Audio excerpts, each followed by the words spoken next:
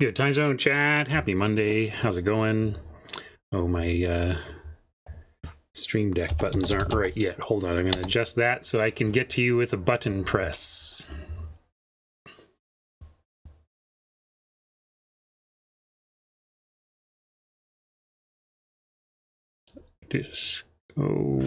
Stream Deck. Oh, the irony of Stream Deck not popping up its menu, given that one of my issues with it is that every time I log back onto my PC, it has popped up literally 10 browser windows of login, and I don't even use the login feature, obviously. Anyway, but I got there. Hello. We got there. I had to go do it manually. You know how it goes. And we'll fix that cam.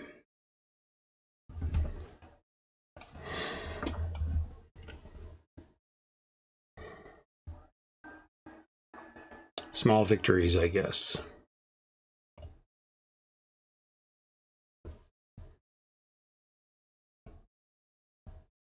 That'll do.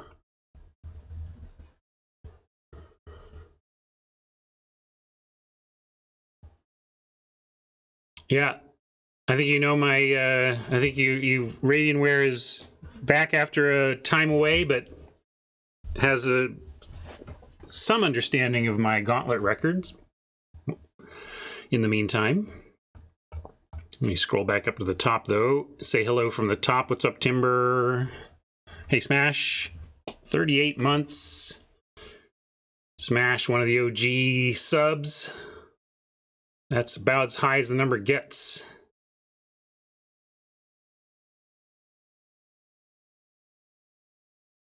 How you doing, Mama? Welcome, Tron. Longclaw, how it goes? Hello again, Radianware. Welcome back. Good job taking a break when you needed one. Reset those habits. It can be done. I'm closing in on 50 and I still managed to change my habits, although my current struggle is changing my flossing habits. I still have not successfully made that a habit, and I really need to. I harp on dental care all the time, despite acknowledging that this is a place where I fall down and it's really affecting my dental health. Yeah, the trouble is we don't have electricity in our bathroom. It's just kind of a non-starter for me to get a device that, I mean, maybe there's a chargeable one, but when you don't have electricity in your bathroom, it just changes how you're willing to solve such problems.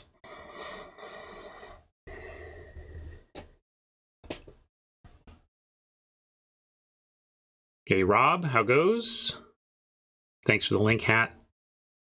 6-3 run with blue-red aggro artifacts. I like the Grixis artifact decks, and I like the blue-red one a lot. It's I don't necessarily think it's been my highest win rate, but it's been one of my more fun decks to play out.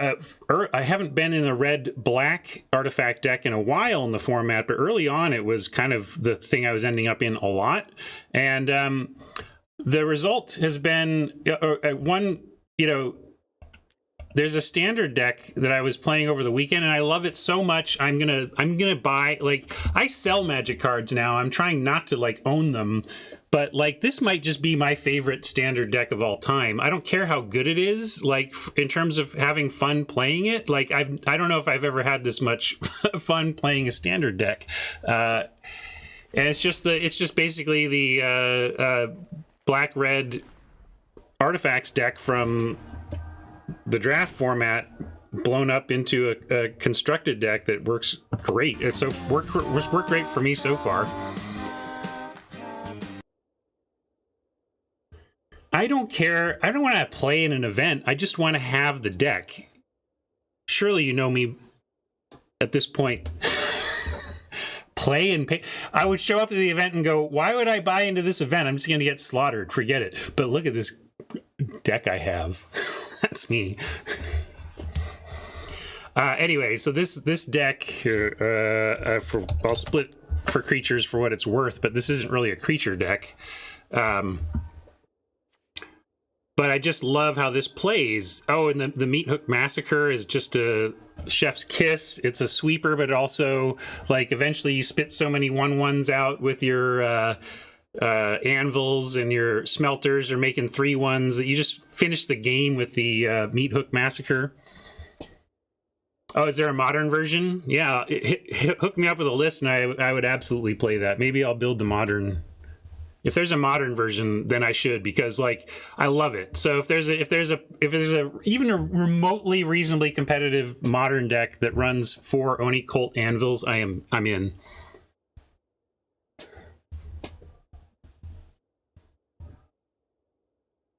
Yeah, I mean this.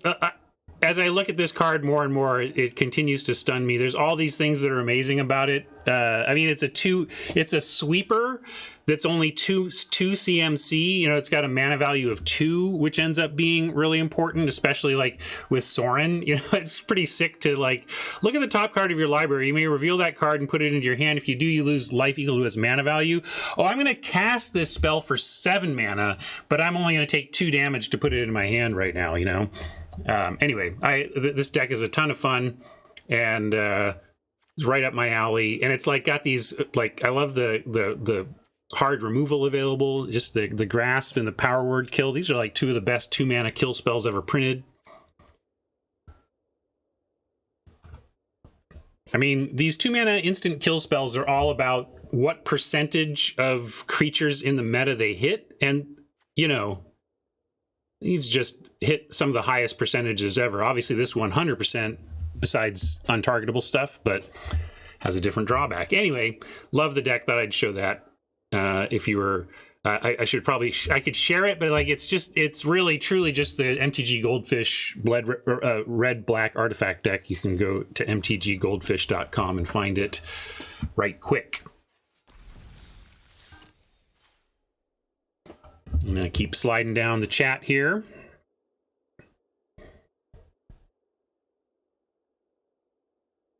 Hey, Hannah, how you doing? Good to see you. Night Savior, good time zone to you.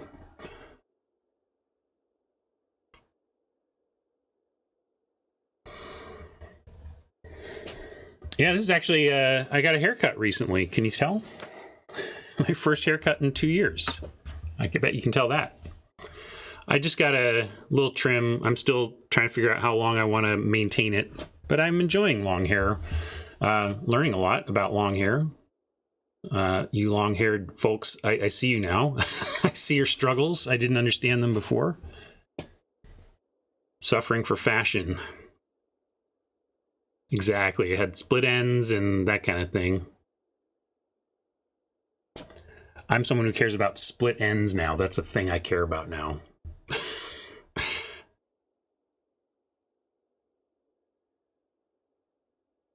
You want this jacket? Is that the prize? Is that what you mean?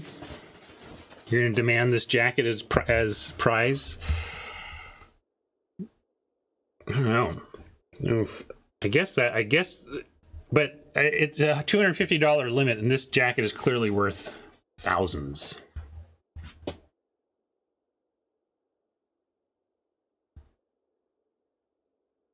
And hello, Haj. What's up, Gar? Chesapeake, welcome. Thank you for the sub. Look at that, 34 from Chesapeake.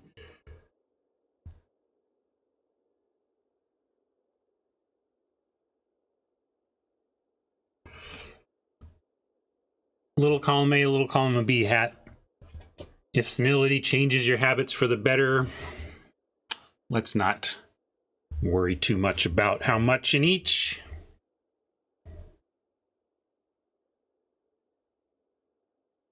Nice. Sweatsuit Chaos. Have fun with that. Yeah, I'm trying to use the sword on one end, little line of floss. I probably even have some around here. You know what I'm talking about. The picks with a little line of floss on the end. And I'm just trying to incorporate them into my like my bathing rituals, right? Like if I'm showering or bathing, I make it floss at that. I don't know. I'm trying to find something to connect it to, but it hasn't landed yet. I'm trying. Oh yeah, I know. I already had those, Gar. It's not about. Yeah, it's about. I'm still working on the connecting of that action with some other activity. I think that's going to be the key when I can combine it with some other activity. Siriana, welcome. Hey D, how you been?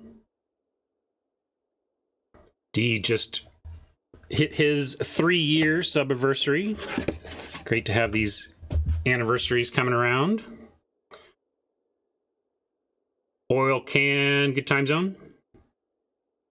I think I'm not going to poll today. I'm kind of interested. I want to stick with Premiere this week and maybe even off air and see if we can at least get our main account into Diamond by the end of the format, because I'm enjoying it and having good results. It's hard to know how quote good I am at the format, but I'm doing better at it in other formats and feel like I have a pretty good sense of it. I'm trying to basically at this point I'm just punishing people for not valuing suit up higher. That's like all I'm doing at this point is taking small creatures in blue and whatever other color, and then suit ups, and then attacking into their board and 2-for-1ing them on blocks until I win the game.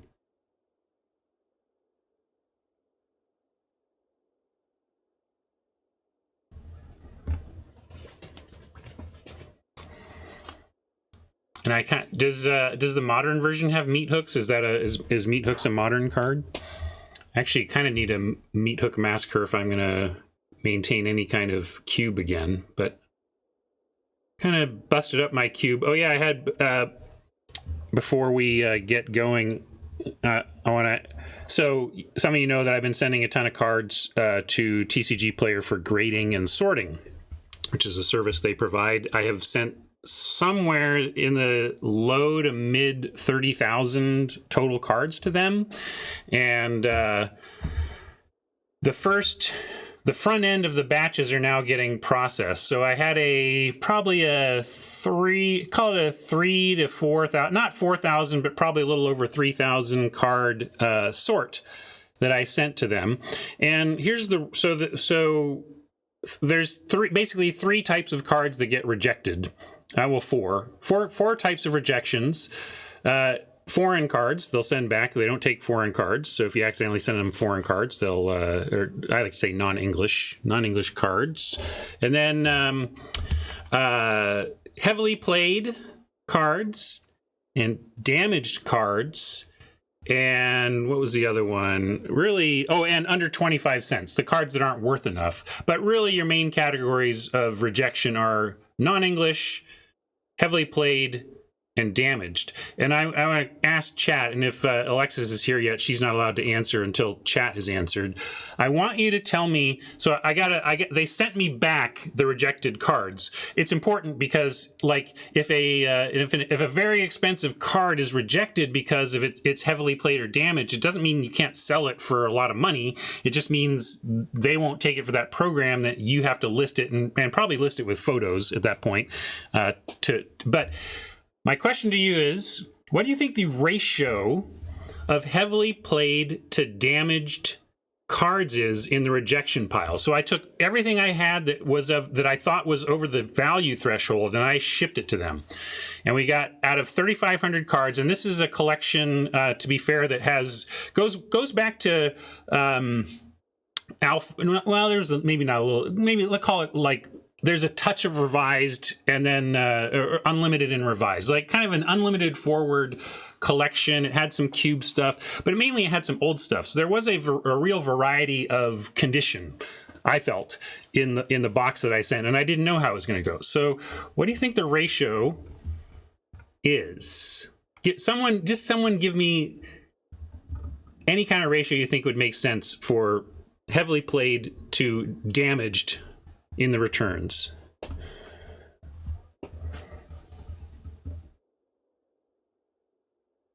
Hannah guesses 4 to 1, heavily played to damaged, 1 to 3. So Night Saver thinks the other way, but like 3 to 1. I think those are both reasonable guesses. I mean, it's like, but you're just like, and the reason I'm bringing, it's going to be extreme, or I wouldn't be bringing it up, right? So here's, because I think there's a real point to this too. And Siriana has a very interesting one, but it's not the way you think, Siriana. So here is my stack of heavily played rejections from the 3,500 cards.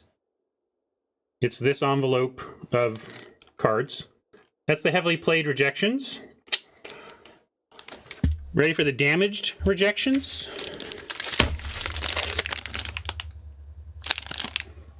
In case you want to see that stack again. Damaged rejections, heavily played rejections. So I've sent them huge quantities of cards from very vintage collections, lots of really kind of messed up cards, right? All sorts of messed up cards. If this ratio continues, if I send them 30-ish thousand cards and I continue to see a ratio of this as heavily played to damaged, I am really going to reach out to my contacts there and say, hey, you all need to acknowledge that there is no heavily played. There is no heavily played condition. You don't put any cards in it. I sent you 30-ish thousand cards, and if this is your ratio of damage to heavily played, you've got a really bad grading system, or a bad or magic or collectible cards have a really bad grading category, because if you're an authority on this and that's how much heavily played relative to damaged, then I don't know why you even have heavily played as a category. You may as well go near mint, lightly played, moderately played, damaged. That so far seems to be how their slope works. And I'm also shocked because, like, some of the things they're calling damage here, I know Alexis is way familiar with all this stuff, but like, I mean, I would say of this huge stack of cards, I would say that if I listed and sold with no photos, but just listed and sold these as 100% of these as heavily played, I doubt I would get a single complaint from a single customer. I mean, to me, they, like, as I thumb through them, it's all like, wow, if you sold this to me as heavily played, I'd be like, that's fair. It's heavily played, right? So it's really interesting. Like, I don't know how, that's what, like, it is so extreme. I'm trying to figure that out, but it doesn't make sense to me that, like, they're just not incentivized to reject cards. I would think that they would want to. I mean, the reason this is such a appealing system is that they want to get their cut out of selling those cards after the fact. So they're very incentivized to say, yes, we want that card. So yeah, I don't know. I just thought I thought that was so crazy that I would mention it, because I came up with exactly the same ratios in my head. I'm like, I wonder how much will be heavily played and how much will be damaged. And I was like, well, maybe it's 3 to 1 one way, maybe it's 3 to 1 the other way. I don't know. I thought it was in that range, and that's exactly what the handful of people who jumped in thought. And then it was like, what? Right. And it seems like there's technically a thing is damaged if it has like a foreign substance of any kind on it. And I think there's just a lot of that sheen and old card ick that they're calling foreign substance and is like straight up damaged, when I would just look at it and say, even in some cases, oh, that's just moderately played. It's got a little old card ick. I don't know. This is where offline on another call, I'll probably talk this over with Alexis and see what she thinks about the whole that whole differentiation, because I was pretty shocked. Anyway, that's enough blahing. Blah, blah, blah. No, blah, blah, blah!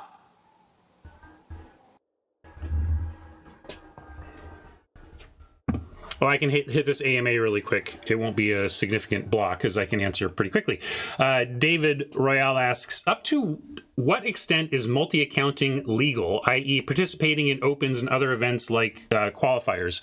The historic, like, I got to preface this with, obviously they can change rules on us at any time. The last time I checked their terms of service, there was no mention of having multiple accounts whatsoever, not either way. They only mention not selling accounts, that you cannot, selling your account is against the terms of service. There is nothing about having multiple accounts. So some people have had baseline concerns that are they even okay with me having two? Yes, they are at this point, not in the terms.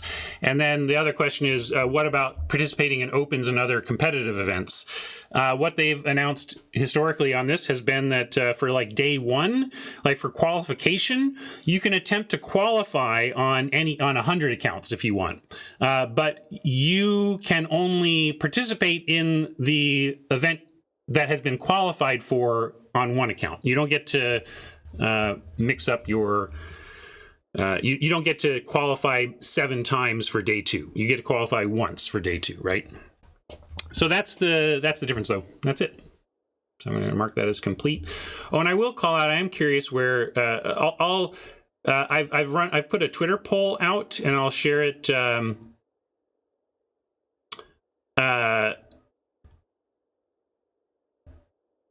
Here, I know, of course, people are going to be, well, it's not nuanced enough, Ryan, but I think it ultimately captures mostly what I think the question is for people. And I do want to speak to crafting, wildcards, dusting, and that kind of thing, but I want to let this poll play out first.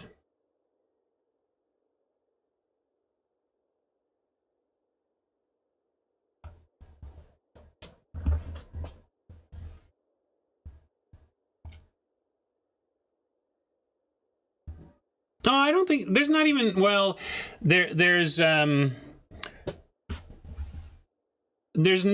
both answers can be correct if it's just where you're at, but I just have bad news for you if your answer is A, that's all. It's fine if your answer is A, I just have bad news for you.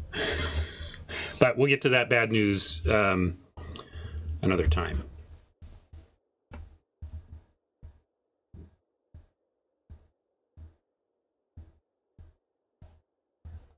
But yeah, see, Frankel says, not sure EV quite captures it. If I invest heavily today and put things aside for a while, I'd like to be able to come back and convert part of my existing collection to what's relevant at that time. It's okay to lose value, but it shouldn't feel like I need to start from scratch. Well, to me, that's a preferred crafting method. That's B. Josh Frankel should answer B. That, because very specifically, Josh is expressing like what I want out of my experience is, and then he named something that was experiential and not value based.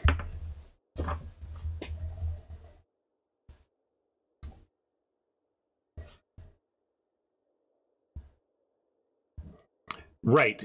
I think a lot of people, as a preview to my thoughts, I think a lot of people are coming at this like, I wish they would just add dust to the current system and then I'd get more value and I'd be happier. But of course, I want more value is the least useful feedback to anybody who makes magic products, because we know that, you know, the people who make magic are like, one thing we know for sure is that people would like to pay less for this. That's understood. The question is, how are they, you know, how are they paying? What are they paying? And what do we need to make to keep the lights on, etc. Anyway.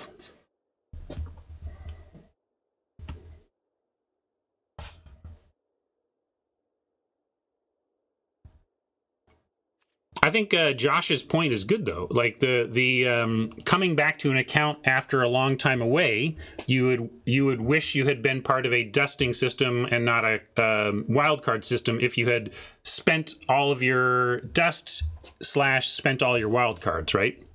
Because then coming back, you'd have resources versus not. But again, the EV is up to the creators of the system. And yes, you're right. Let's do it, Clover.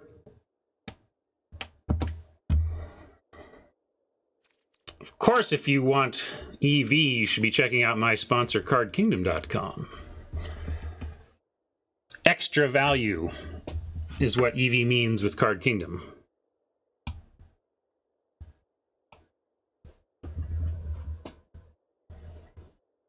Yeah, so Radianware right now maybe wishes... I mean, if you're, I don't know, Radian, if you're a constructed player, but if you're like, man, I'm itching to make some constructed decks and there's no easy way back in for me, that's a great point.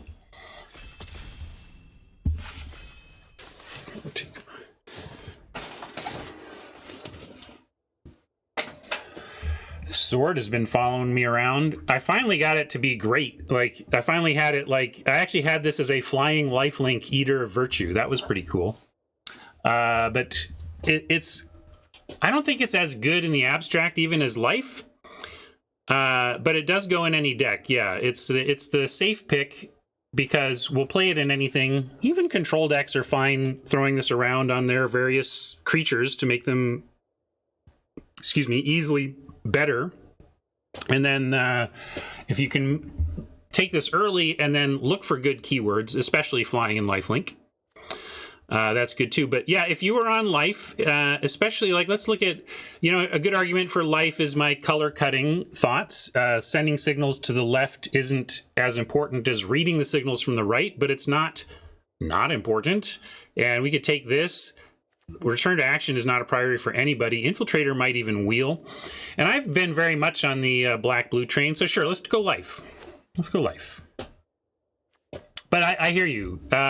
Mainly, this is like where I'm at color preference-wise right now, so it's a pretty easy sell, honestly. And then Prowler is fine for that. Fall has fallen a bit.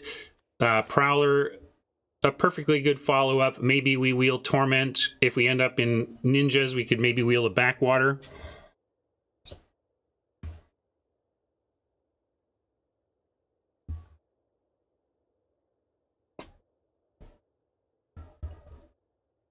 Yeah, it can be a drawback. It does, so any deck might be a little bit of a stretch, but you hear me in general. Like mostly, I've even played it in those types of decks though, Mass. It's like, it's powerful enough that I think you play that even as a slight drawback.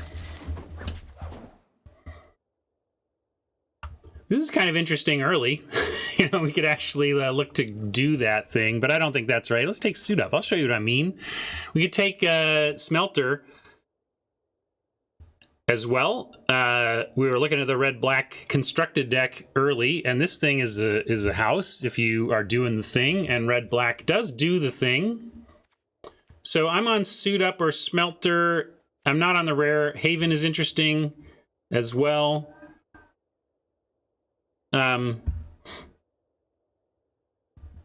Suit Up might wheel because people are not rating it highly enough, but I'm happy to play like a 5 Suit Up deck at this point. So yeah, I'll show you. Let's do it.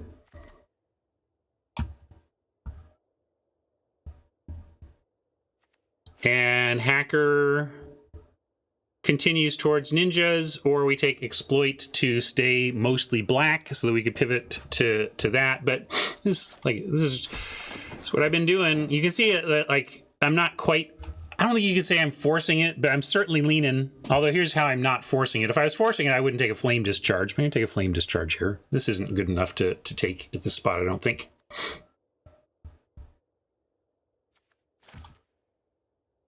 It's going to be hard to get me off blue-black from this position, but this is, I don't see any card in here that I should take over this.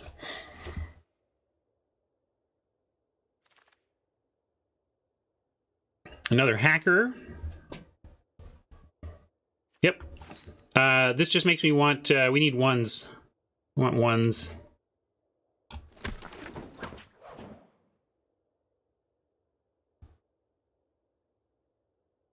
Especially the 1/1 artifact that dies into a +1/+1 counter, because that doesn't care what mana we have as long as we have an untapped mana, and it doesn't care for replaying on 2, because often you attack with a Hacker, spend blue to ninjutsu, and then your remaining color, you want to be able to recast whatever you ninjutsu'd, and when you've got the 1/1, it can be anything.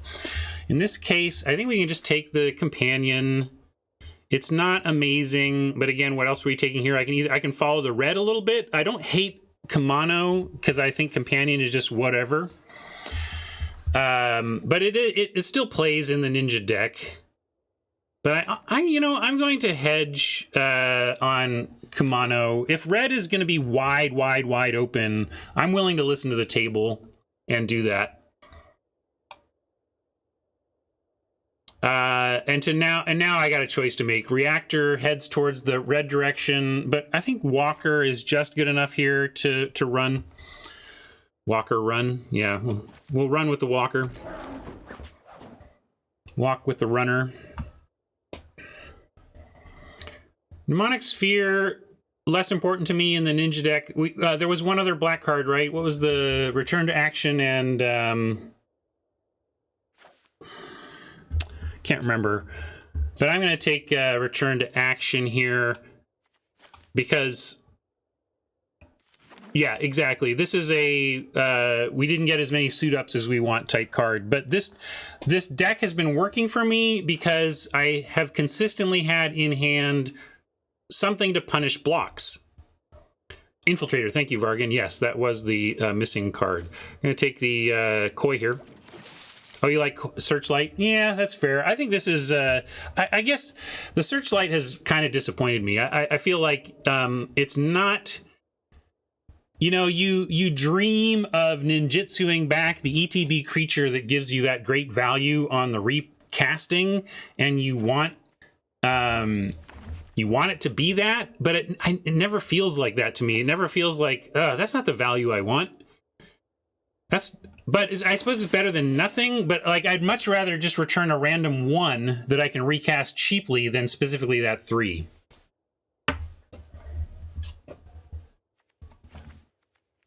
I guess I'll take Ogre here over Assault. If we do end up there, we want the Artifact Critter. And yeah, as usual, red's pretty open. This is why I hedge that way. You can totally slide into red if nobody's interested. Here we've got an always appealing white mythic dragon. It's nowhere near anything we're doing. Are we willing to drop any of our colors to pick up white? I'm thinking we're not ready to just try to get into white because there's a mythic dragon. I think it's Circuit Mender or Modern Age. Now, Modern Age is one that I like to be ninjutsuing back quite a bit. Mender, though, does it both ways as well. If you can... now, this is one... a 3-drop artifact creature that if I can ninjutsu, I'm very happy with. So yeah, let's do that. But Modern Age, it's these two. But I'll take the artifact. Yeah, it's true. We could still abandon blue here and be in a happy place if we take the artifacts. Here's an Iron Apprentice. That's what I was talking about wanting for this deck. And man, if you show me that for sure actually going to be a red black deck this draft, I want the Synthesizer, I think. But this is going to go in any deck we play. Regardless of what combination of these colors we play, we're going to play an Iron Apprentice. So I'm going to take it.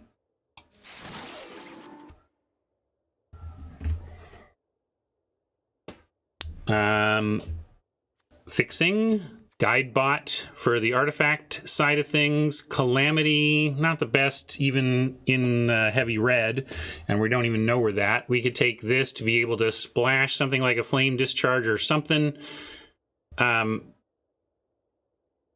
there's a lot going on here, but Fixing super appealing. Guidebot might be my second choice here, just because it also goes... yeah, these three are the ones I'm really looking at. And I'm going to take Fixing.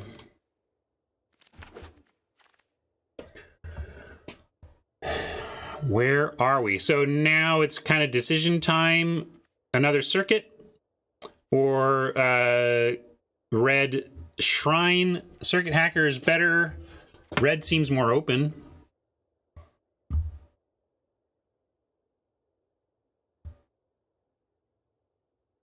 Yeah,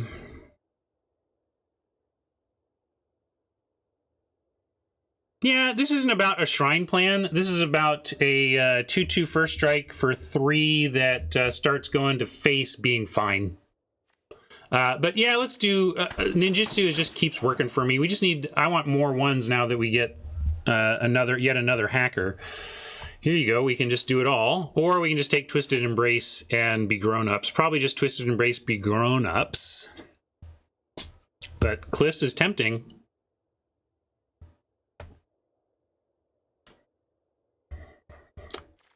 Let's, our red is not that good. Ogre and Samurai are not very good.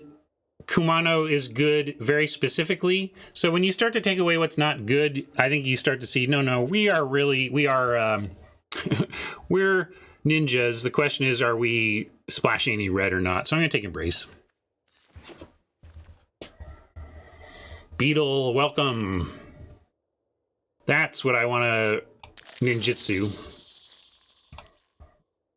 Take this one, but still I'm looking for ones. We don't have any of the, hey, Iron Apprentice, to speak of the need right there. Love it. I also like these. They just at least are going to be around. For a 1 toughness creature, they're there to deal 2 damage to something.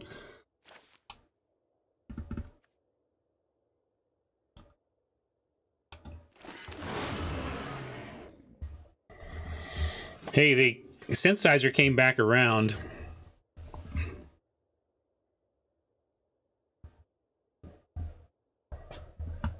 Yeah, well, I rarely actually hook things up. It's just a 2-drop that it's a grizzly bear that they don't kill. But yeah, you like the hedge there? Maybe just because the sphere is whatever, we can hedge there. But I actually have a deck that I'm in the middle of that's been performing well so far that actually is running 2 Spell Pierce, because I have legit 5 suit ups, a crap ton of 1s and 2s, and all I'm trying to do really is protect an early suit up plan, and found that there's so much value in the sagas going around that if, like, basically it's a deck that's running 15 lands, and if it's getting to the point in the game where Spell Pierce is bad, then it's kind of, the deck is already lost. So that's why I was doing that. Cliffs comes back anyway. I guess I'll just, we can, that's a interesting support for a red splash for sure.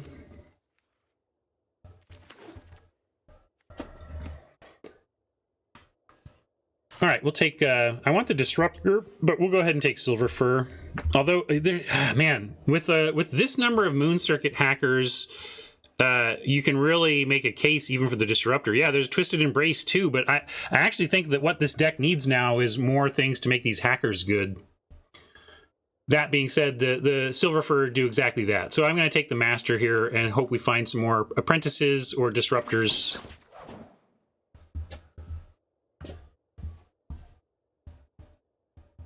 Modern Age here is maybe better in the abstract than Virus Beetle, but Virus Beetle, as hard as it is to ninjutsu your Virus Beetles, I want the chance. We're going to take it.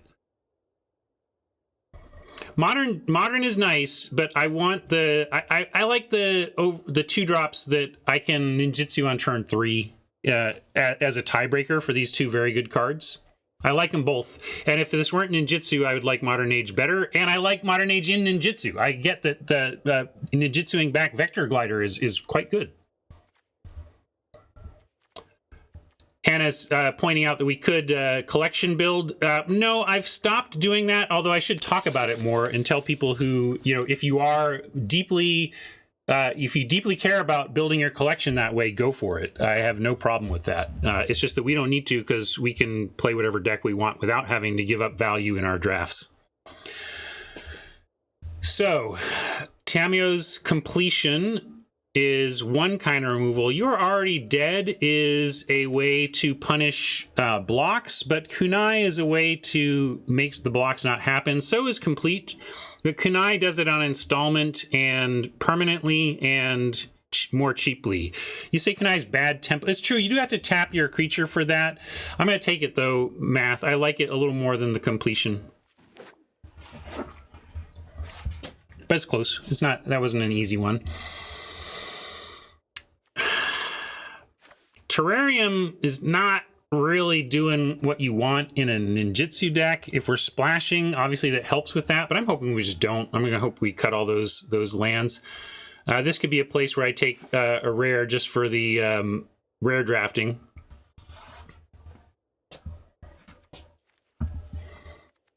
So, yeah, I'll take that just literally for gems. Here we go, and I like a infiltrator more than a familiar for what we're up to. Take that.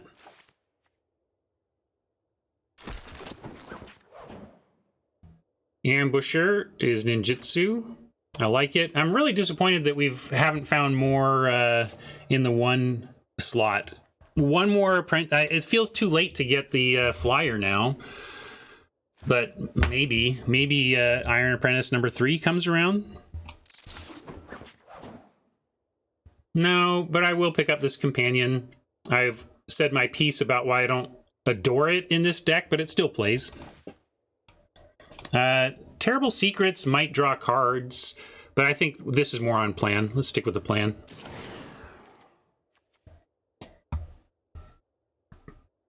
Ak-Ok or another Walker. I've actually had this card being good for me lately. Speaking of, you know, that sword I was talking about, I hooked this up with flying +2 and lifelink. That was fun. But I think actually just another ninja is what we want. I'm coming back up on the octopus a little bit, though. I've been able to get it working. And oh, it came around, everybody. I was not planning on this disruptor. We're going to take it. Specialist is cool, too, but this is way on point. Right, Math, I was surprised. It had only ever disappointed me. Then I adjusted my expectations, and then it started exceeding my expectations.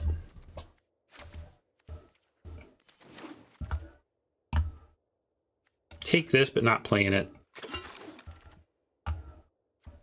Same here. Man, Tamio's safekeeping. On the one hand, I'm underwhelmed by it because it doesn't adjust power and toughness and everything. But man, when my green opponents have one green open and I've got removal, I'm just like, it's not going to go the way I want. You know what I mean? Not going to go the way I want. Yeah, we'll take a sling if there's, we're never playing it, but if there were anything to, of the cards. Yeah. All right, so we're just out on red. No need to splash the red, even though we got some tools for it. I'm not sure what red I would have deemed worth splashing for, or what scenario. Maybe if we were stone, had no removal, but we have some interaction here, although not a lot, frankly. It wouldn't be the worst, but I think this is correct. I think 16 is correct because we're looking at the top at 4 here. This is looking to be a 2. This is looking to be a 3. And we're best of 1. So then here we are on what to cut from this stuff. I think ninjutsu works best when its interaction is, again, like combat tricks. I'm just sad we only have a suit up and a return to action. I want much more of this kind of stuff. That being said, what's our least? We did pick up enough 2s that I could let go the familiar. It's not great here. It's not doing us any ETB favors, and really it's just really what often happens for a ninjutsu deck in my experience with this card is that they can't kill it and then they don't want to trade with it. Because it has, to quote John Laux, it has a keyword bad. You know, like people are not impressed by this card. So they don't want to trade their 2-drop for it because they think their 2-drop is better. And sometimes you can get ninjutsu in for that reason. But I look at we're pretty stacked at 2. So let's cut our worst 2. I think that's fine because I don't want to cut any of these. Well, Blade Blesser could go. Maybe Blade Blesser is what's supposed to go here. It's true, though, right, Arstal? That's one of my favorite John Laux contributions to LR is the joke/lesson in keyword bad, because it makes you laugh, but there's real truth in it. That players just hate using their good stuff on bad things, so it allows you to leverage bad things in bluffy, risk it situations. Yep. One cut. We're at 41 here. Sorry, yeah, chat's hovering over that number. Sorry, I can't see chat like you all can. Can't be any of the ones. Could be the koi, although I do find it to be fine. And it's enough artifacts here that it's actually going to trigger some looting, which is good. I don't think we cut anything that we're like wishing we had in here, but I'll put it, let's at least filter to the right colors and stuff. There's an artificer that we don't want, and some of these discard ore, like we don't want that. This technically, you can imagine these are all in the same vein of don't quite want it. All these are really, right? Yeah, I think we need to cut Blade Blesser, though. That's like the worst card here. Although, let's see what our enchantment count is. Yeah, 5 enchantments and 11 artifacts. Blade Blesser is going to be on a lot of the time. And Math calling out that, yes, this might be a place where, given my lack of suit-ups and return to actions, Kaito's Pursuit is an alternative to punishing blocking, you know, in terms of making them not block. Yeah, we could try that. And if we like that, like we could cut Koi. What about this? And what was the other one you were thinking about? Oh no, maybe I think we leave this one in. I think Blade Blesser can get there.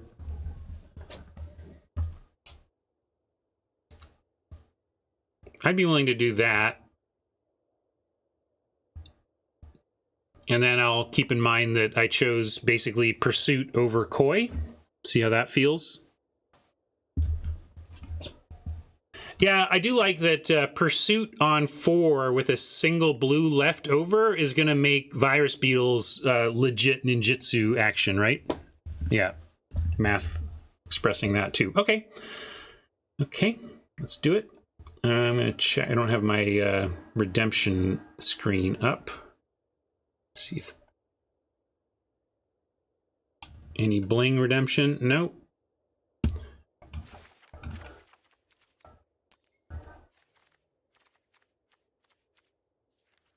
And Crixus colors, let's do these today.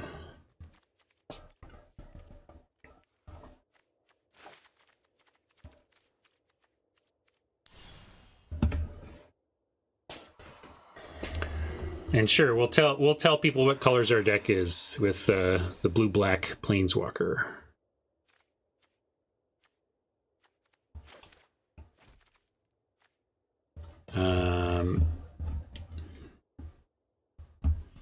Furball. Embrace, Walker. We got 3 hackers. Death hacks.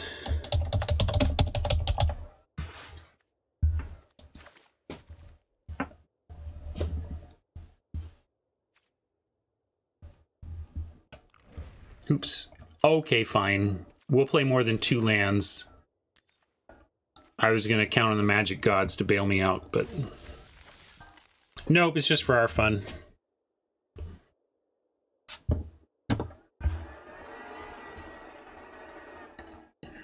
Oh, that's 2. I want Battlefield Light. See, I switched to my old Battlefield scene and the computer immediately started wheezing. So I do think I've trimmed out the memes from old sets out of my Battlefield scene in an attempt to relieve some of the pressure on my system, and it seems to have helped.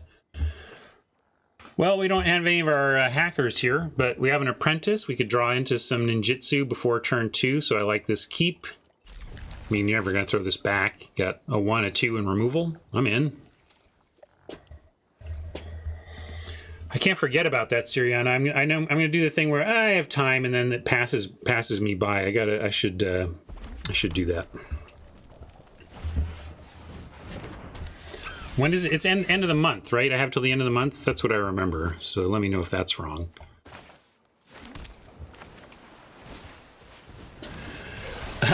Oh man, it's a great rating. Where are you a Sanderson fan? I mean, if you're a Sanderson fan, I practically don't even want to tell you. I just want to show you his video. Like it seriously.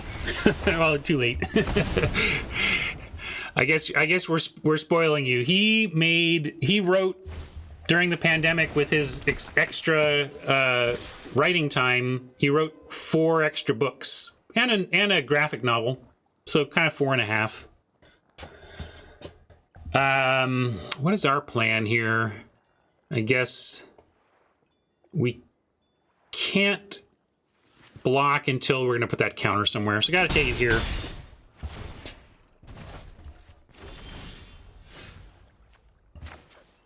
That's interesting. We could get the master ninjutsu'd in, but I don't know what that does for us. I'm just going to actually play the infiltrator and be ready to block, potentially.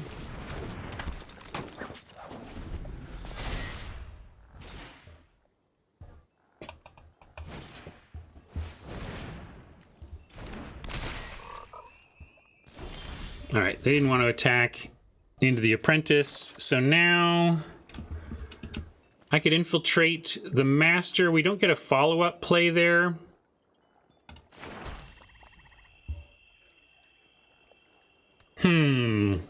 Tempted to just Blade Blesser here, and then next turn we'll have Twisted Embrace on it to make it a 4/3 Menace Death Touch.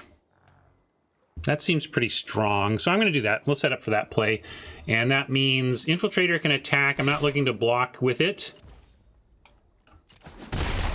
And we'll see if they want to attack into Blade Blesser / Apprentice here.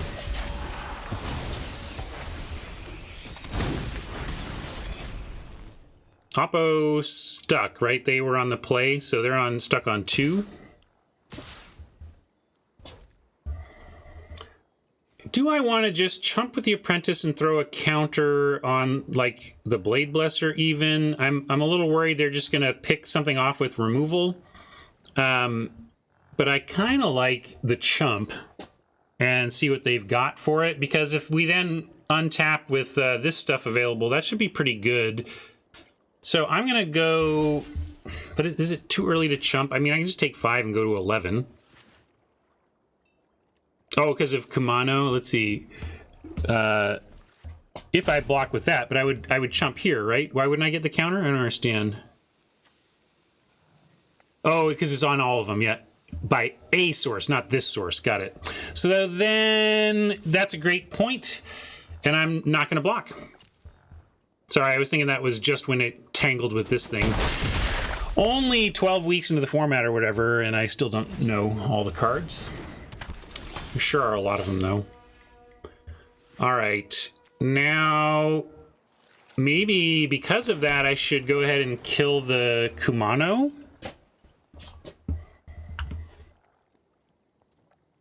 And then if I have a, they can double block, and we are trading everything, then it would be Blade Blesser, Twisted Embrace for these 3 cards. That seems fine.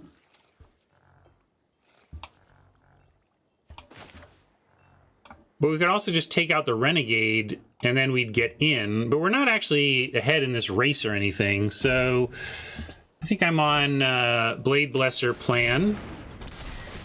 Taking out the Kumano, and then seeing how interested they are. I went with the Kumano so that we can block with the Apprentice and get our triggers and keep growing things.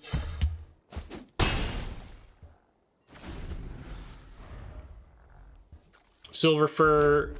This is a Samurai. So this isn't going to get bigger, but this is going to get bigger with the Master.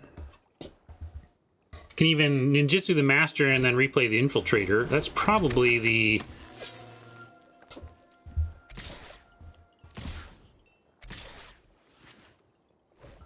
best way to do it. And then, yeah, I'm just going to jump here.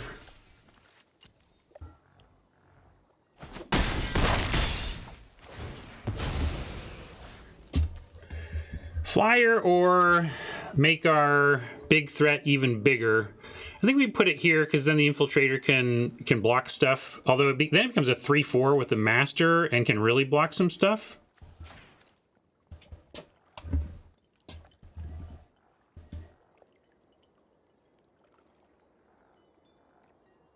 Oppo with the pause, but nothing here explains it. So let's see. I wonder what they got in hand that would cause a pause. Well, now we know. That does.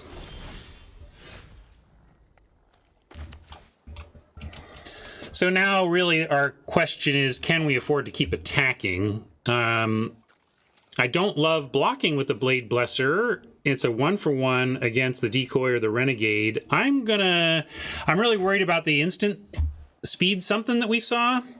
Because if they can take out the Silver Fur, this gets a lot worse, but it still does block and trade with like a Decoy at least, and we're at 6. I think we got to do some biscuit risking here and go ahead and send the Blade Blesser and hope that Silver Fur plus Infiltrator on defense is going to be enough to hold. And we try to use this aggressive 4-powered menace to get the long game done. Well, it doesn't if the silver, like, if this becomes a 3-4, it doesn't, right? We still get trades on the Decoy.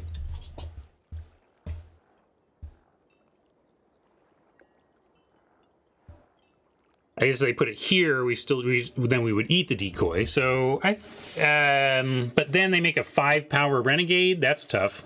Yeah, I guess 5. I guess that does no, because the Decoy is already modified, so it wouldn't actually make the 3-3 bigger. But there you go. That was painful. I don't. Now we need to hope that they're. Now it's like, are we just dead? Now I think we're just dead. We'll make them figure out the attack, but that got us. There's too many lands for a ninja deck, but give me some spells here and we might be all right.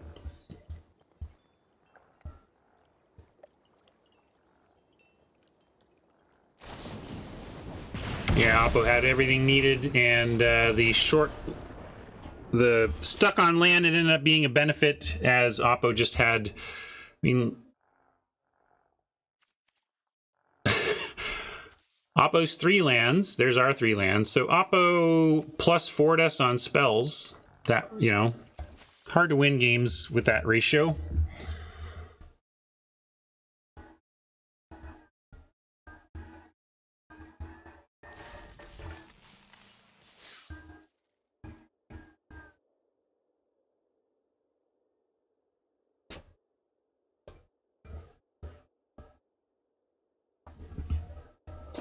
Yeah, 16.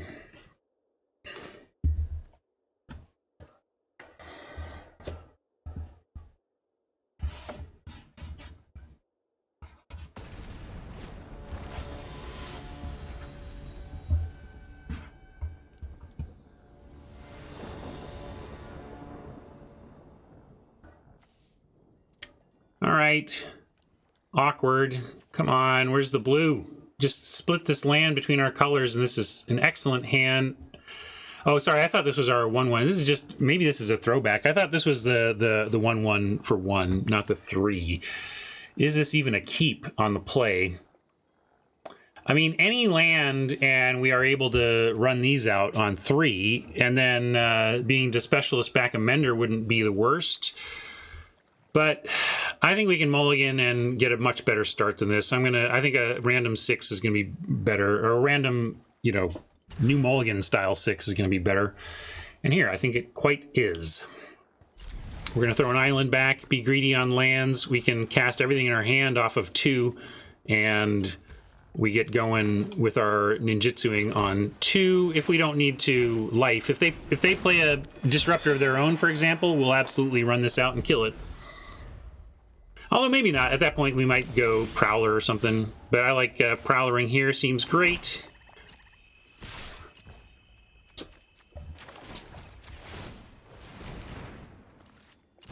They might kill it. They got the red. Let's see.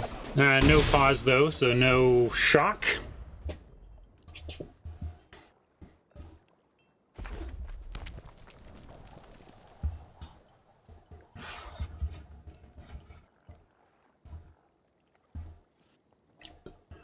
They reneged and took down an ebook Sanderson wrote for them and asked not to be taken down.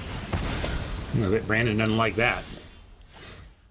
Well, they got us there, but we still have a 2-spell turn here, and then life next turn is great even if they don't play anything, because we can start just buffing our attacks.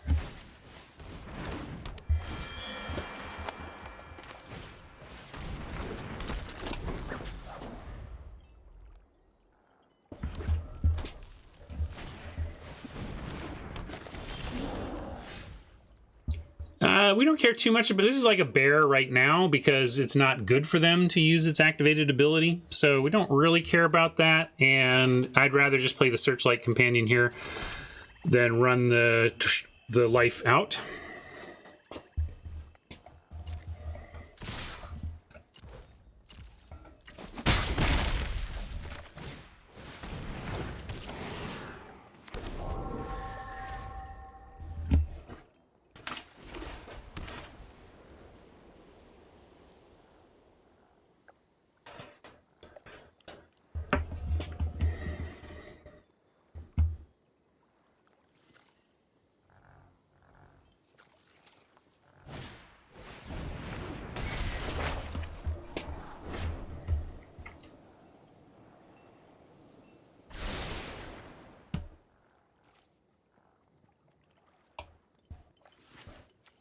Enlightenment, solid card, but we're aggressive enough here that I like our spot. We can just double block and trade for that thing, but again, I don't think it matters too much. You can have the attack. You want to switch 3 for 4 or 4 for 3, go for it.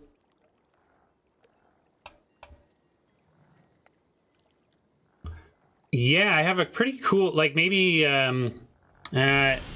I don't know. It depends on how long this takes, but I have a deck that's a 3-color Bant brew with 2 farewells in it. A double farewell Bant deck that's just been really a lot of fun. Now that's not 4+ color, but 3 color control is what that is at least. Let's see. So now we'll go. Yeah, let's just pile on damage here. It seems great. Although I could have done this just by pumping my own creature, so. This doesn't really do that much. Yeah, that's true. Yeah,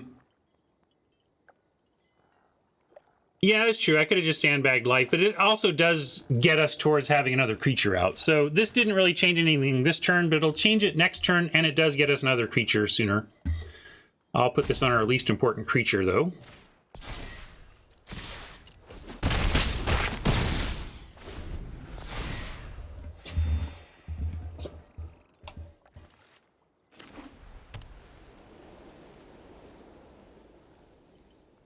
And it stops, maybe that's a downside, that now they won't play out a 1 toughness creature that we might have been able to kill. Although here you go, now we can decide if we want to kill their token. Probably. Usually it's worth killing anything. Maybe they're going to swap these 3 for a fresh 3. A couple of lands in here, that'd be a nice swap. Heck, even 1 land I might go for it, depending on the quality. Looks like Oppo likes their hand, though. That's actually good to know. And now what do we want to do here? We didn't get anything nice to play, but we do have 4, 5, 6, 7 damage up in the air, and then they're staying on the ground. I think we just leave this on the ground, maybe to block the helm from resetting their hand. And oh, you like grow the ground token? Yeah, we could just get it through, but we can also just if we want to get damage through, we can just throw it on the air, right? I wouldn't even give them a chance to block. So let's do that.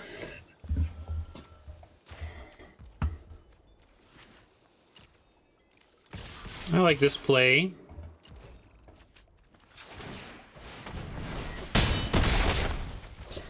Threatening lethal in the air and having a chump to prevent Ogrehead from giving them a fresh set of cards to work with on that front.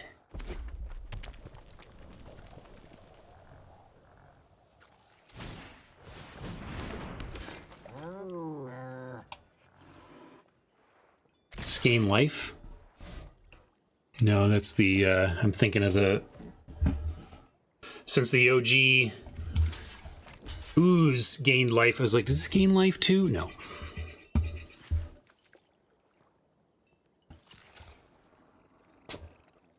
Chump and Helm, we don't want them to swap these 2 for answers to our flyers.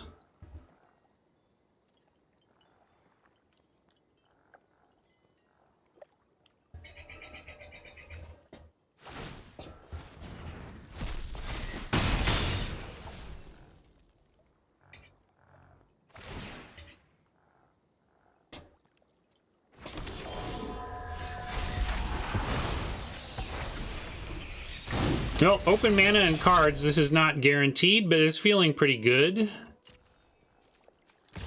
And we get to swoop in a hacker to boot. Let's see if this just resolves. There's no need to do anything if we're going to win. All right, winning is good.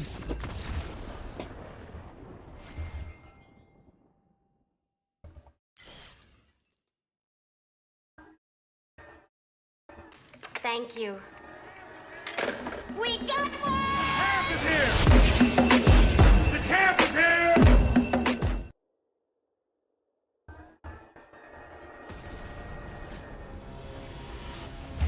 Oh, it's funny. I went to update my record, and instead got my record. Found my record was correct.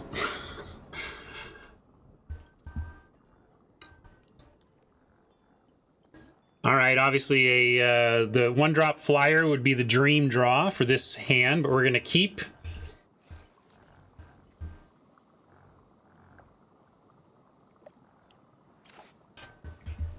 Maybe Oppo will do nothing on 1 and then a Saga on 2 and just not have anything. That's the dream, but expectations are set properly. We're unlikely to like ninjutsu a beetle here, but hey, we're going to try.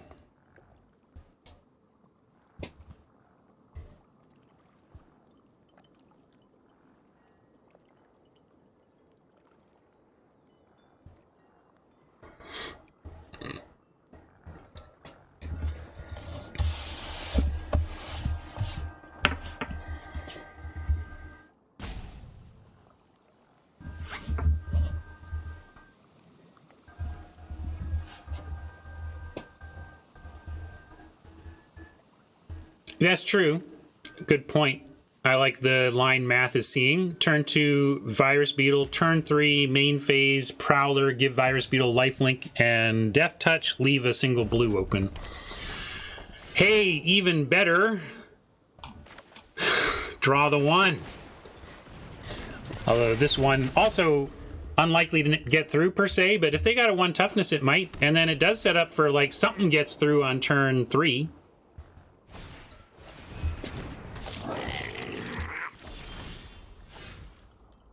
To that end, yeah. So we didn't get there on Apprentice, but I like the Beetle into pick your poison.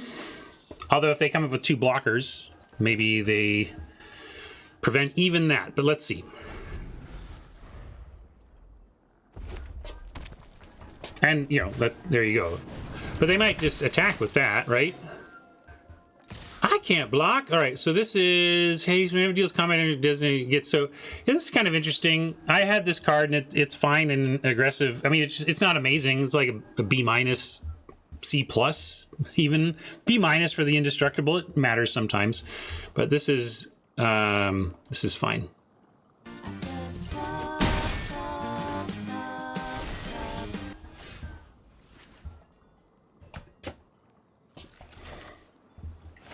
Mostly a 3/3 haste, but like now it isn't because I'm going to Prowler, and in a better situation, I could block with my 3/1 and kill this thing. But hey, we're gonna try to get the counter off it, right? So actually, maybe we do remove the counter and it sits back to a 3/3 with haste. Let's try.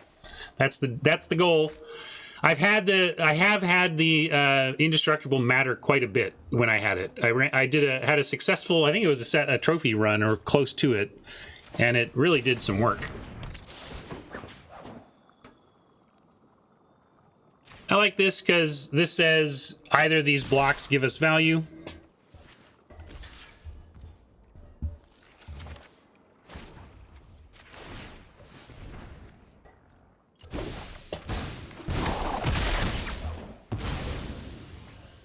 And let's make a second 3-power creature.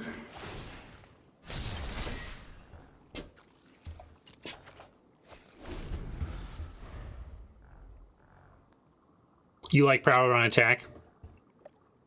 I don't know, I thought that was good. But yeah, maybe the Prowler on attack would have been even better. I'm happy with that turn, at least.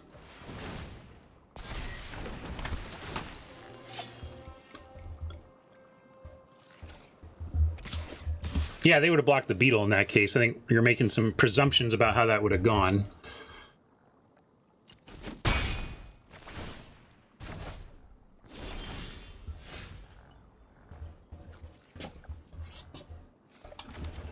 And now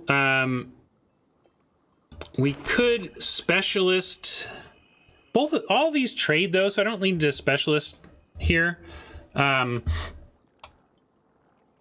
So I'm going to go attacks first and see how they want to block, and then consider the beetle. You like beetle first? What does that do? They're tapped out, so maybe it gives them more information for their discard, I suppose. I guess if we hack, we might draw something we want to play instead of beetle. Yeah, I'm going to play to maybe drawing something we want to do instead of beetle. Let's see if they block anyway. Probably let the hacker go because it's modified, and they're like, he's not gonna. Okay, they're gonna trade there. All right. So now I like beetle, hacker, hardcast, and then specialist. We can even potential ninjutsu and pay the ward cost to bounce the automaton if we do it that way.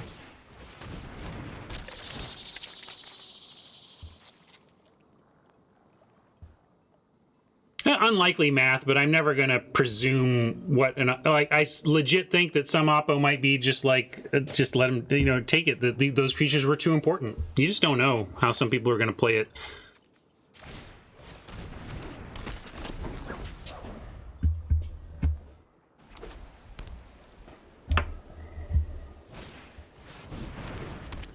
Ooh, I got a plan for that. Let me tell you, you're going to be an unhappy camper, friend.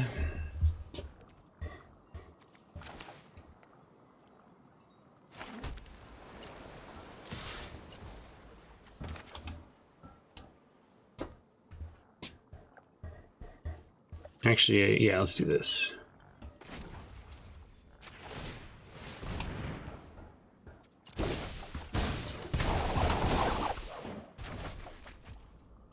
And I'm not gonna, I could put the hacker back in, but I just want to beetle their last card. So I'm gonna save this and beetle this turn.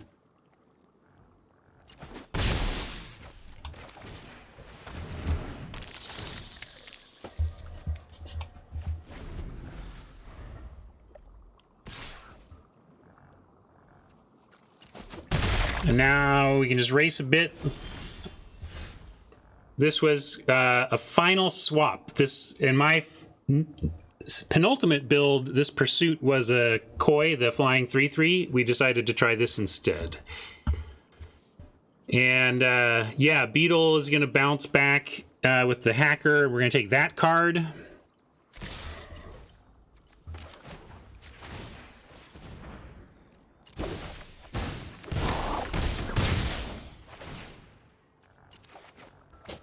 Gross. It's all gross.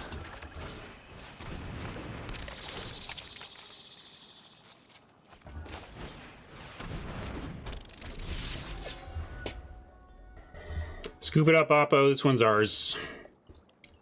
You're 2 mana away from farewell, which is all I can imagine saving you.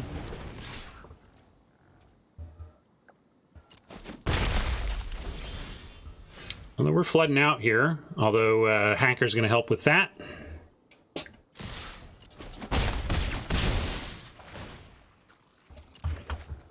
Help, but not change anything. Nonetheless, we're ahead in the race, and with the Hacker connecting, maybe I'm supposed to hold land. What kind of... Probably doesn't matter too much, but I'm going to play out 1 land. We do have card draw-ish stuff, and we've got looting fodder already.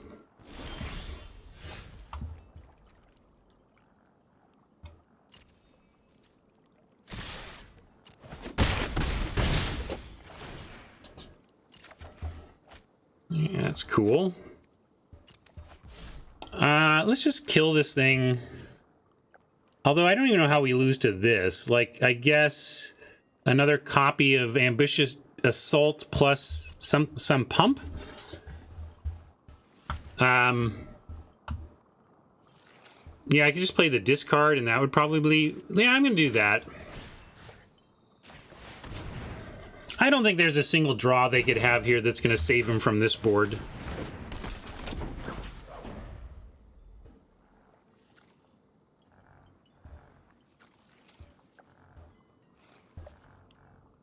If they're playing black, you could -2 everything.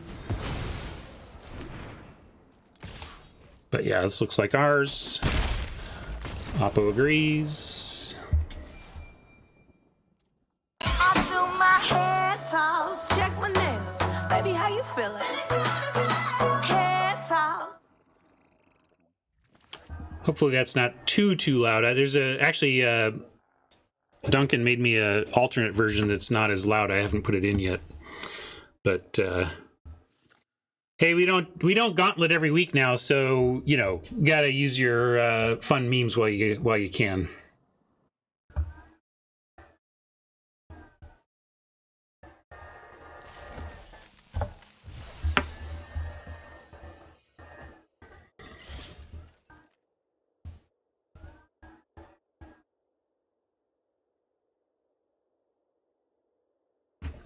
I still have coffee. Where did I put it, though? Where is it? Somebody took my coffee, and I think it was you. I'll be right back.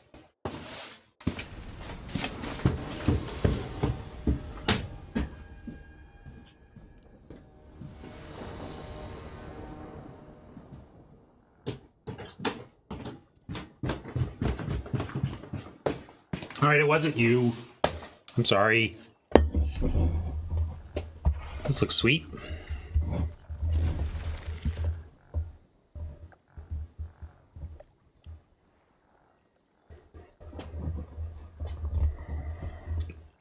I have not tried it.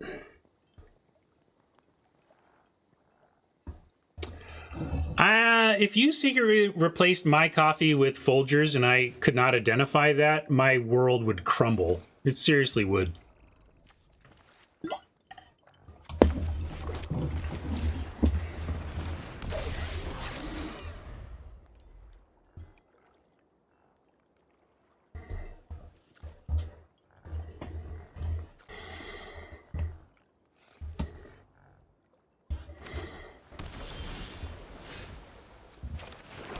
Oh, baby.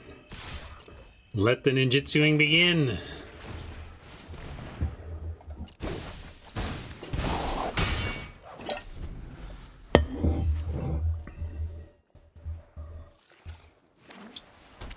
Saga. Oh, that's fine. I just wanted no board presence so that I could spend the next turn circuit mendering without and still get in an attack. Circuit Mender plus Return to Action is the chefiest of kisses. Let's see if we can make that happen.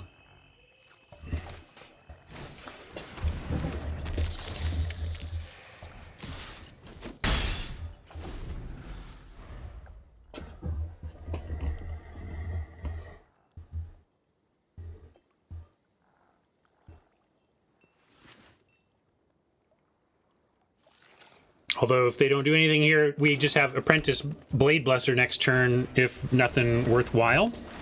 That's got to go to the ninjutsu fella. Fair enough. We will do exactly that play here.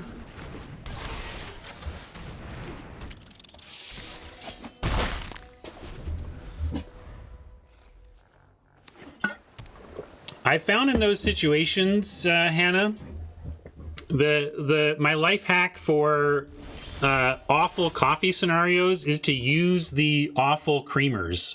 Use the terrible, heinous, hell-spawned flavored creamers with the terrible, heinous, hell-spawned coffee, and then and it somehow makes it a little less awful.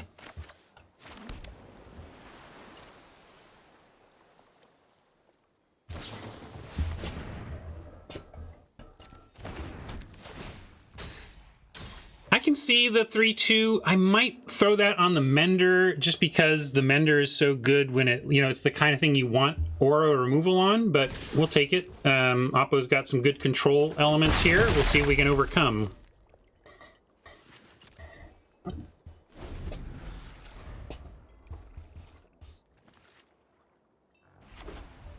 Radiantware says 2 wrongs don't make a right. Yeah, but 2 wrongs will get rid of your caffeine headache.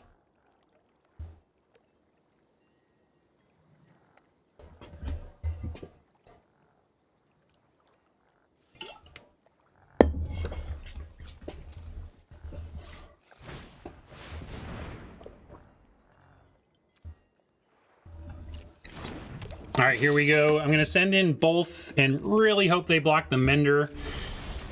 Well, I don't have to send in both. The idea of sending both is that it telegraphs less that I've got something here, but maybe the Mender dying into value disguises things enough. I think I'll just send the Mender on that principle.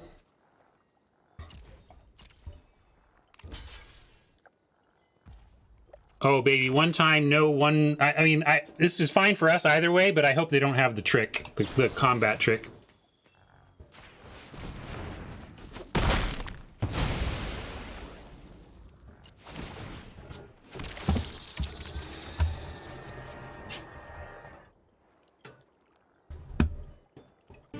They should have said the poet.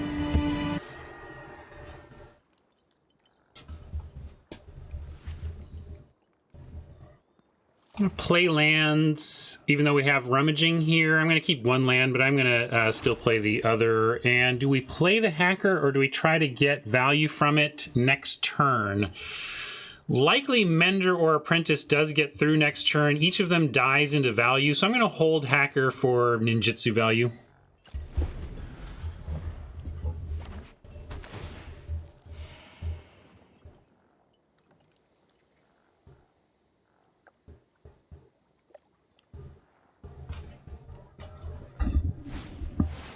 Whoa!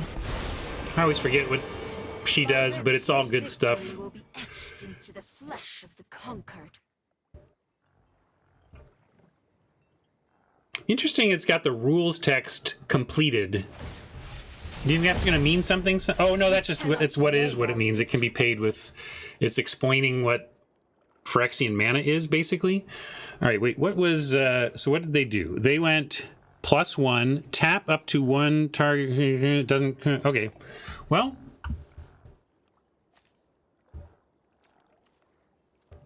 Tap down Mender is all right. We're going to charge in at Tamiyo. And does this... to a player. So we won't draw a card if we do this. Does that matter to us? Do we want to do 2 to Tamiyo more than we want to draw a card?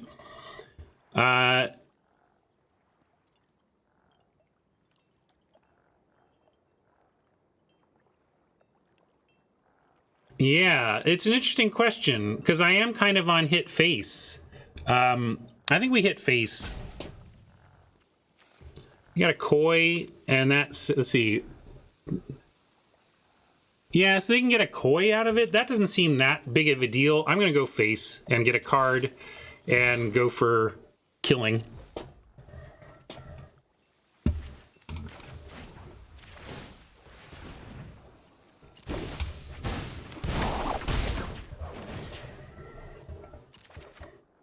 More land, but hey, we got through some more.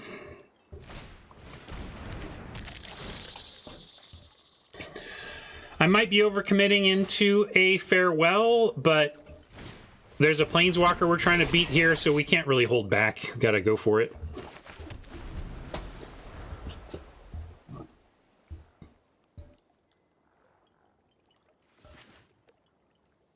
Yeah, you play around things like farewell when you're in a great spot, and it's like kind of the only way you could lose, but that's not what we're in. I play around farewell when it's mathematically correct to do so, right? I mean, sometimes it is. Pretty rarely, though, no pun intended.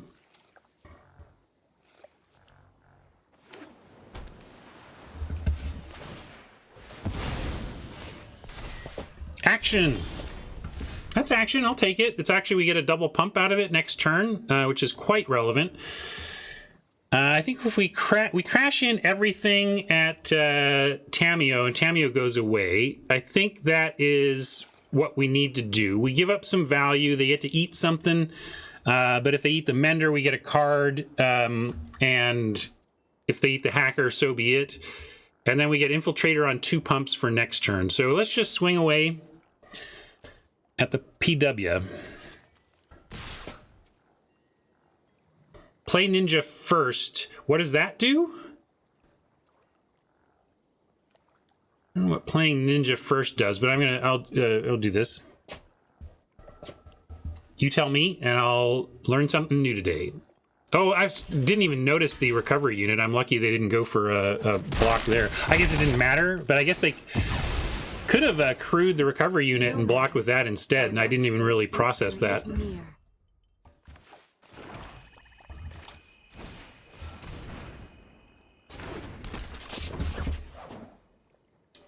Yeah, apparently it was their card. You'd think they'd process it a little better than me.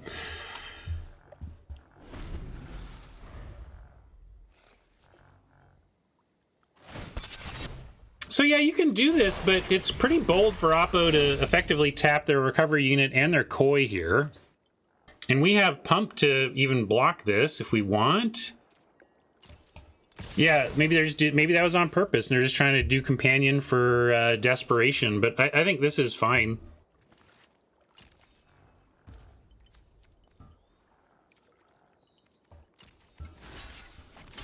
And this doesn't punish, you know, pumping to 3/4 and bounce blocking can only be punished by this one unknown card, and this is not a great color set to punish me for that. So we're going to block and pump.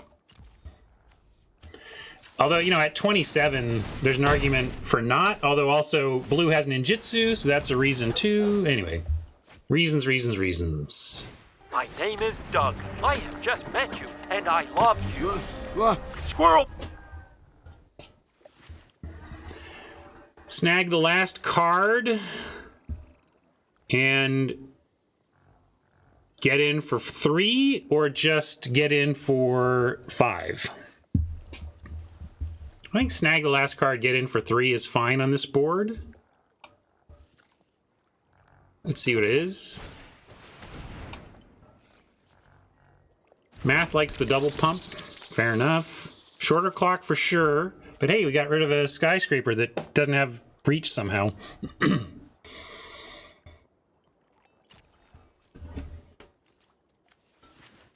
Do we send the apprentice on the go ahead and block, we throw it on the infiltrator plan? Kind of like that. If we are if we're they're at 0 cards, we're kind of all in on the infiltrator, let's do it.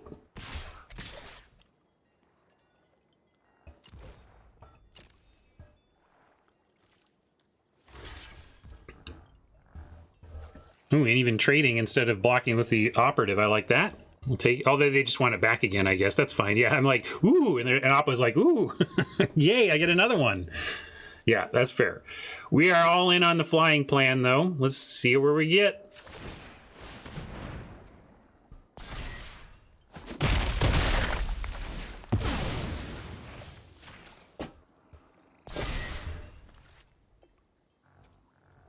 And now we double pump is lethal, so they have to leave the koi back for a chump unless they come up with something else.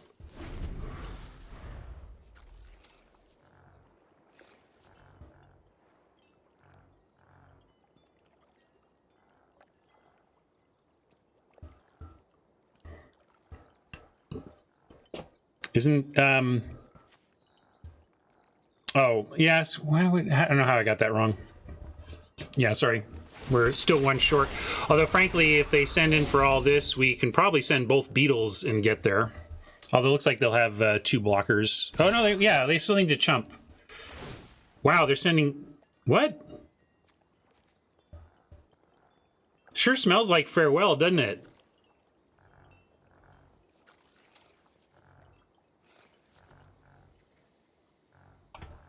Kind of makes me want to... block. Oh, yeah. This untaps, but still, why'd they send a flyer when they're dead to a flyer is the question. They don't, though. I mean, they have... I mean, maybe they're not dead, but still, you're like, well, I'm not dead, so I'm going to go to 1. That's your big plan? I just don't understand why your plan is to not... At least... I guess maybe if you're not going to chump... Yeah, I suppose I see it, but it's pretty bold. I'm gonna take it.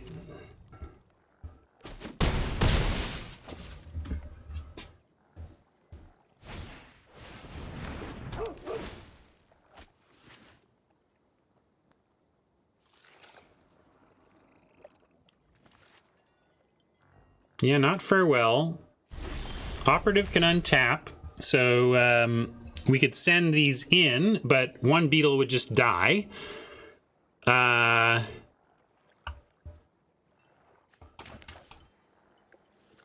Could also... I threw that out kind of unconsciously, but partly because I'm seeing like double pump plus casting stuff could eventually matter if we can't close this out quickly. Double pump here gets him to 1. We also have single pump, get him to 3, drop companion, and then we've got quite the spectrum of lethal-ish flyers. So I'm liking 1 pump plus flyer.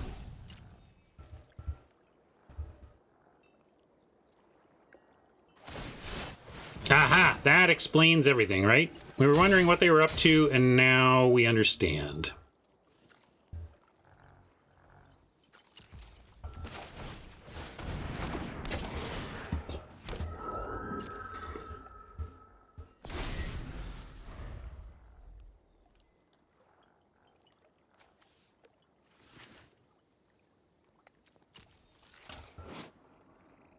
Creature or vehicle, so they have no more things to get back with the recovery unit, and they've managed to slow us down significantly. This puts us off an attack next turn as well.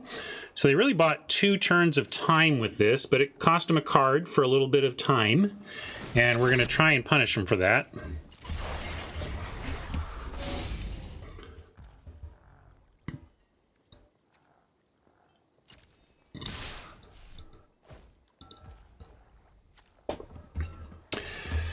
I mean, they could have ninjutsu or something, I suppose, but go for it. Show us.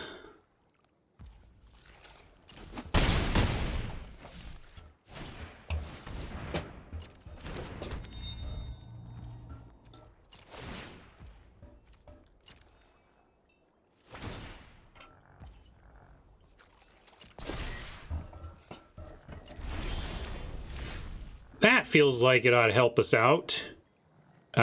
What needs to die? We'll take out the flyer so they don't have sudden blocks for our flyers, and hope that's enough from here.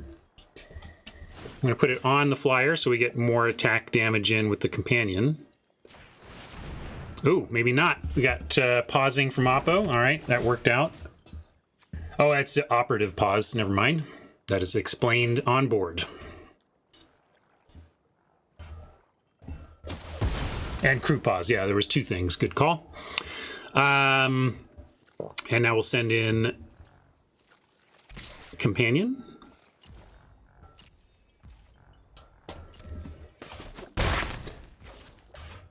Oh yeah, I couldn't tell if there were improvements to the play blade or if I just was actually figuring out the play blade. But okay, I guess they did improve it a little bit.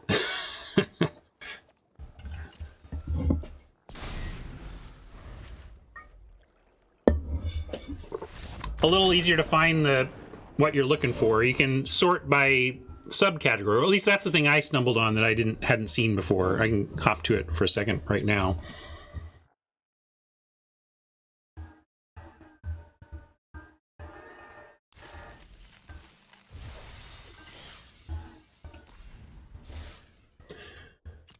So in here, I remember this just being like you click this and you couldn't subsort, right? It's a subsorting.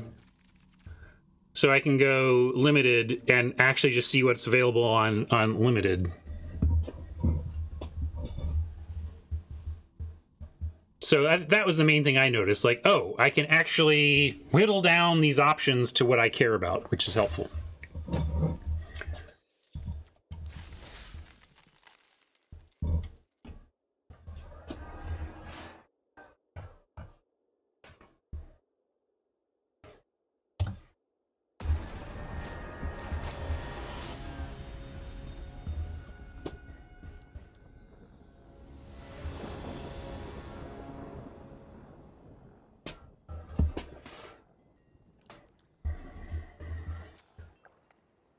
No 1-drop, but certainly a keepable.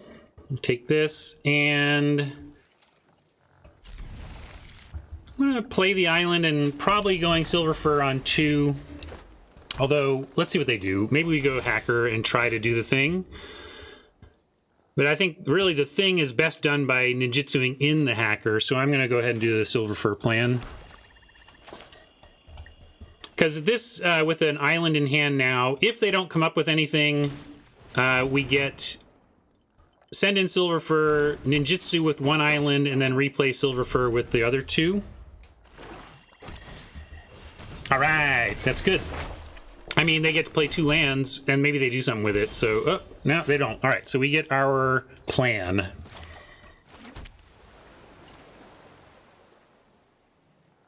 There's also we could do an ambusher plan, but I like this one. Oh, it's probably still Tamiyo's, because Tamiyo's is permanent, so it can target lands. So it's probably Tamiyo's. We should keep that in mind for sure.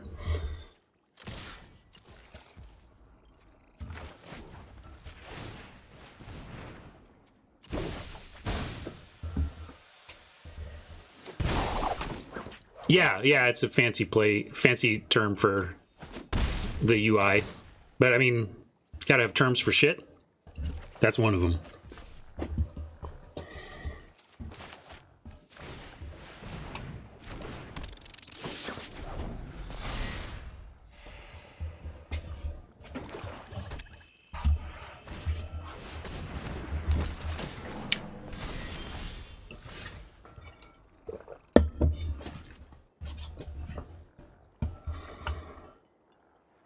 Let's just bounce that and get in for, well, let's see. We can also life, but let's throw the swamp out. We have a nice island for the rummage or for the loot on Moon Circuit. So yeah, let's just bounce it and go here.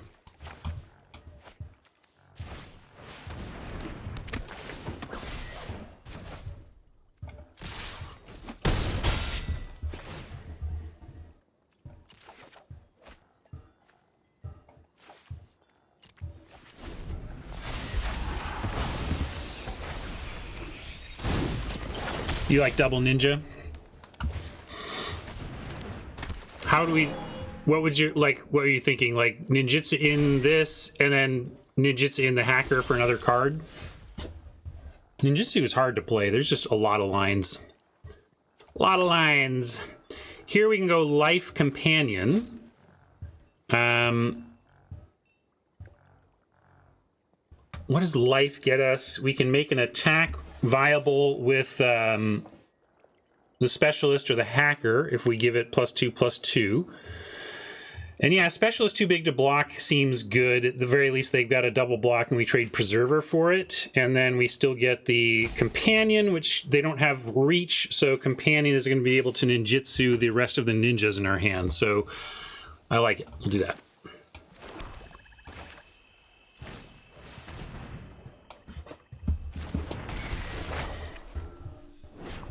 That's interesting. Too late now, but Arstal has a fun line as well.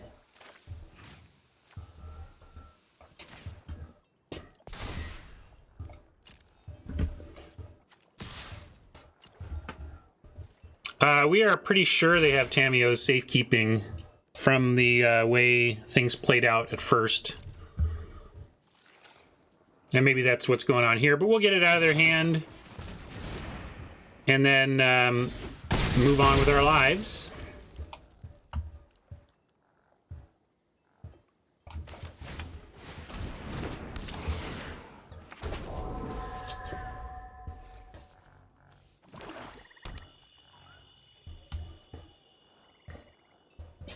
Yeah, that's right. We can actually do this for a single black and this for 3.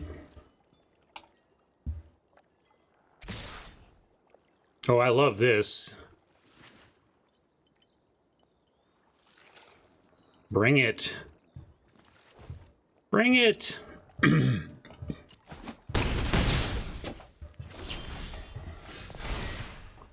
Now, how are we going to play this? We can make a 5/4 if that matters, but it doesn't really. We want to make our hacker a size that trades with the 6/5 and then swing with companion, 1/1, and hacker. I don't know what the bug is on that, but I'm going to go back to the +2/+2 option here. And don't even need to play this land to be able to ninjutsu both of these. So I'm going to not, and we'll just do this.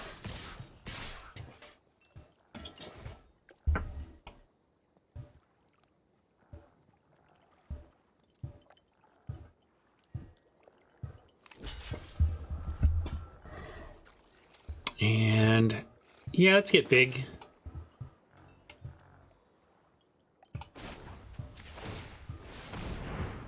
And then we can replay the companion even. Because I haven't played a land yet, I don't think.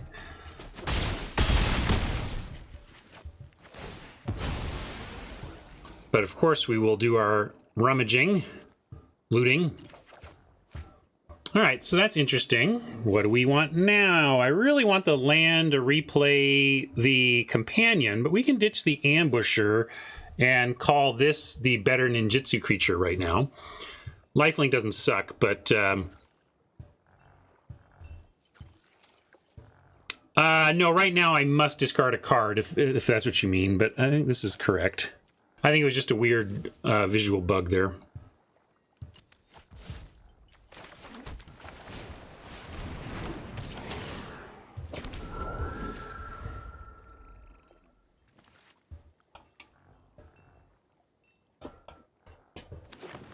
They got some power over there, probably chumping the 4/4 if they like swing away here. 6, 7, 8, 9, 10, 11, 12, 13. I mean, it's lethal if they crack in, so we're definitely blocking something if they swing away.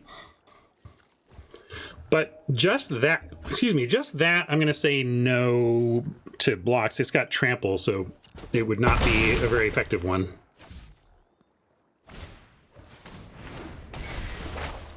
I was still in combat, yes, Rob, but I was in the middle of a resolving effect. So yes, if I hadn't been resolving a stack item, then yeah, we still could have. Maybe that was the question.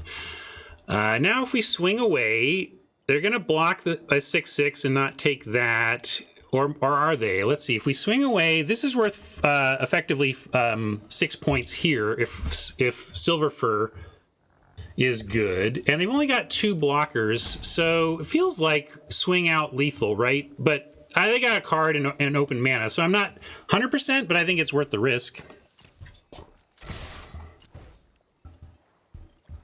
Make them have it, and if they've got a way out of this with whatever this card is, and I'll be impressed. But like spinning wheel kick is a sorcery, right? So they're not going to spring that on us.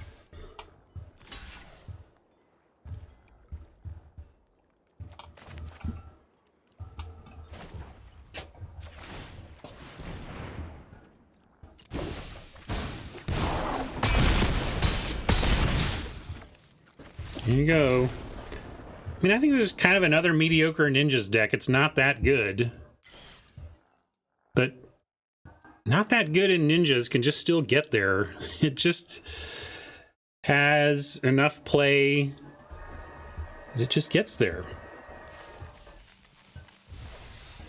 And now at 4 wins, I'm already happy with the event.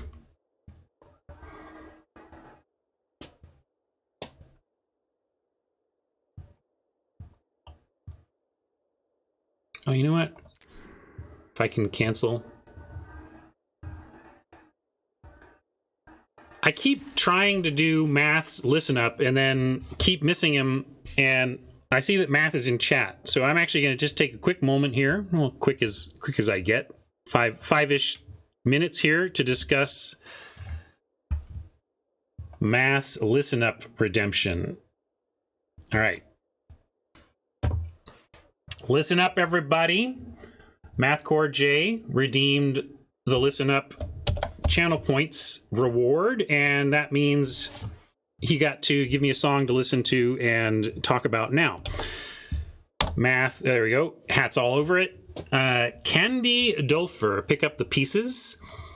Candy is from the Netherlands, and I don't know how big she is there per se.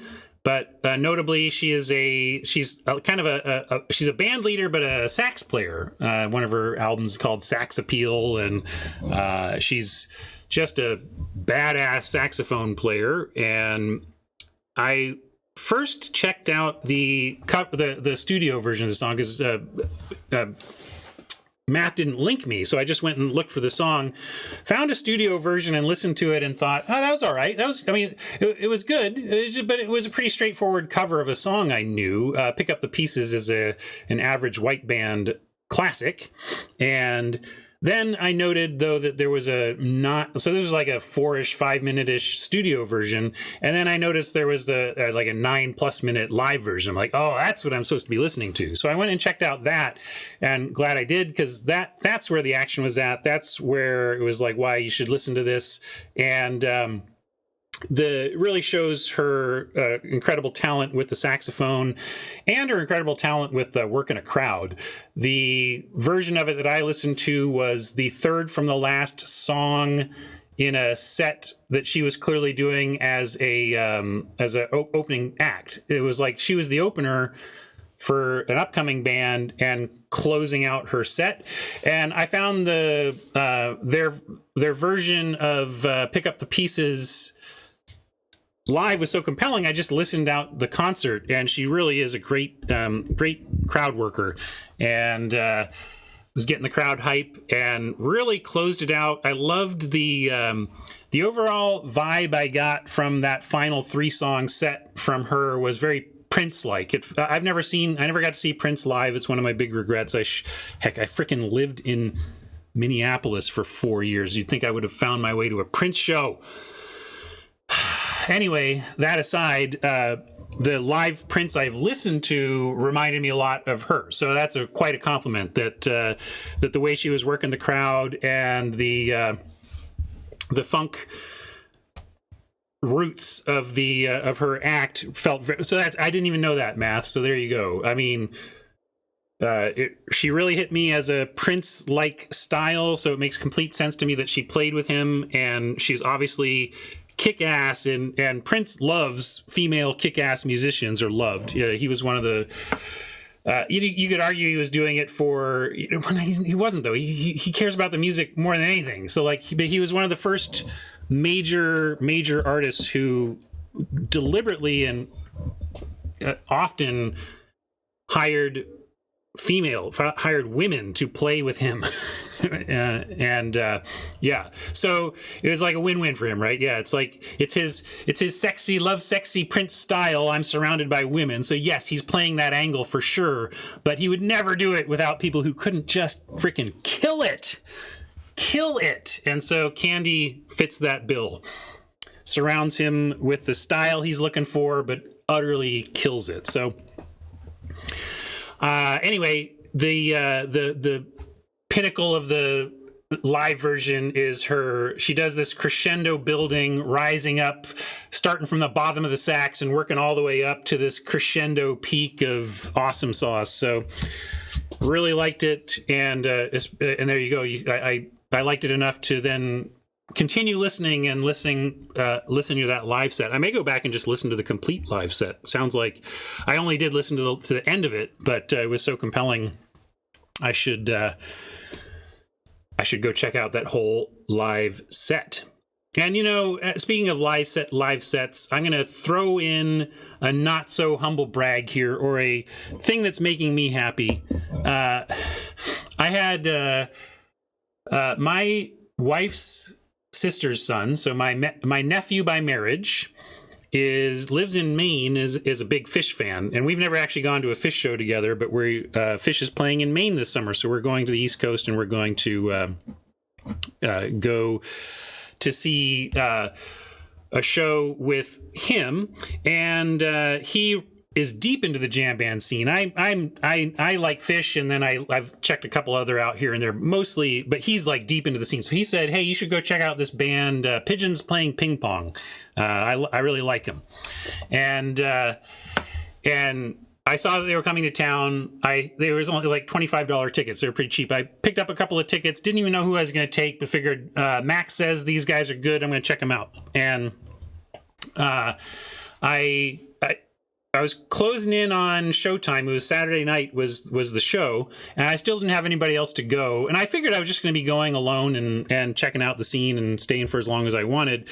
But then I kind of Hail Married to my 19-year-old son. I said, hey, I got this extra ticket to this. I've never even heard them before, but Max says they're good. They're kind of in the jam band vein. So if you want to come with me, there's also other tickets available. So we can get a third ticket, and you can bring a friend if you want to come to the show with me. And my 19-year-old son said, "Sure, Dad, I will go sound unheard with you to check out a random band on a Saturday night."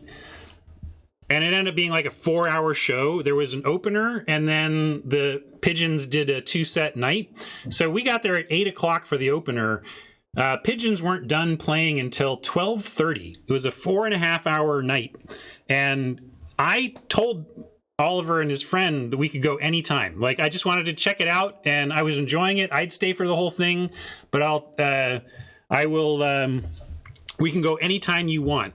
And they liked it enough to stay for the whole thing. And I just feel, I feel so blessed.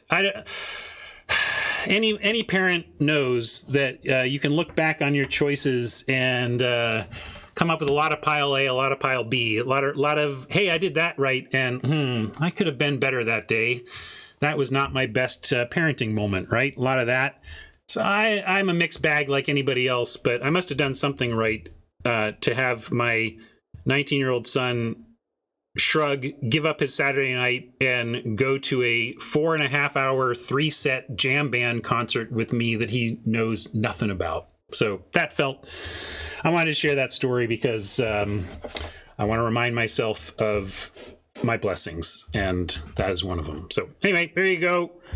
Thanks for the great recommendation, Candy Dolfer, crushing it on sax. Check her out. And hey, check out Pigeons Playing Ping Pong. They were great. Highlight of the night. There were a couple highlights, but they did an excellent cover of Rocket Man. It was a surprising. Started out kind of spacey, then it went reggae, and then it went just upbeat, high tempo, almost dance version of Rocket Man. So anyway, you can Google Pigeons Playing Ping Pong live Rocket Man cover, and you can see what I thought was the most fun moment of that night. But spending it with my son was the best part. Love it. All right. Well, I hadn't even heard him, Math. Like, he was trusting in my nephew's taste, because neither of us had heard the band at all, but we knew what kind of vein it was going to be in, you know? They should have said the poet. Not right now. We'll send a poet later.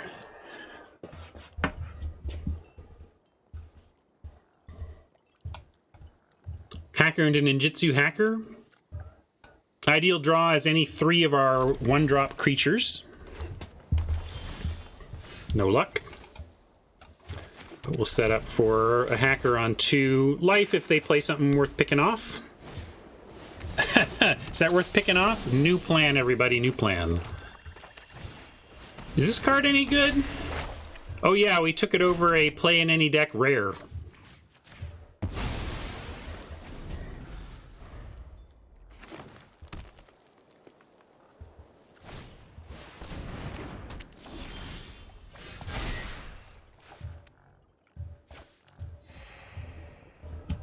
Wither the Slither, love it. Love it. Let's hack it up, though. Nothing much else to do here.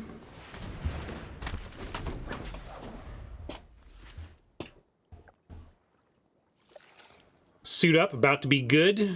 We either blow out their block or ninjutsu a hacker. Like, it's just great. Never mind. Is that card any good? Touche, Oppo, touche.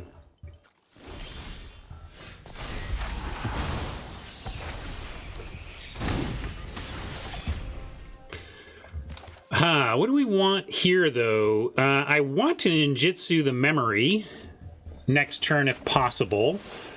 That probably means having multiple attacks out. I'm just basically trying to figure out if we go Hardcast Ambusher, Infiltrator Hacker, or just Infiltrator. Those are the 3 paths here. Ambusher may compel, like, I'm thinking about this naturalist. Yeah, we could stay back and keep up suit, but I almost don't care. I would like them to attack and let us do some ninjutsuing next turn if they're going to do that. To that end, I think I'm on Infiltrator and nothing else. It's not the most mana efficient play, but I like that next turn we have Suit Up, Hacker, and Ambusher, various flavors of all three of these. I mean, we can play 2 out of 3 of those. I think that's pretty good.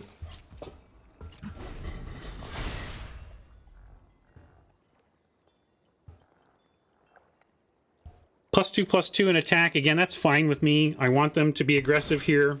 I want to work the value angle, get value out of things like Hacker and Suit Up, and just get ahead on cards over time.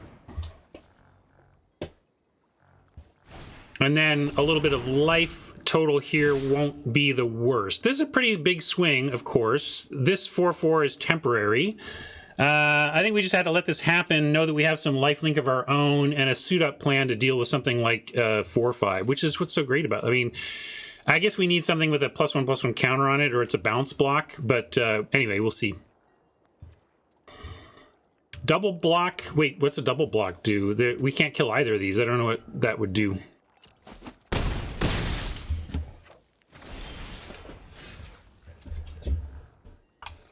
Yeah, no pump. Okay. We kind of get it all, except... Yeah, we do. So let's go Disruptor tapping the blocker, and then double ninjutsu.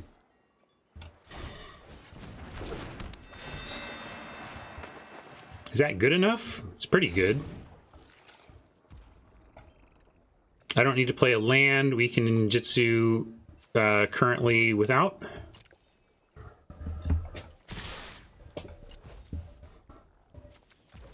I guess I didn't need to do that. It's only 1 blue.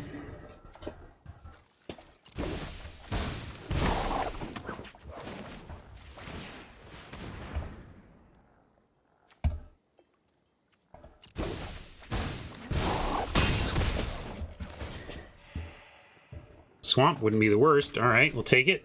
I mean, it's not like we can play the Infiltrator, but it at least allows us to 2-spell with these 2 next turn.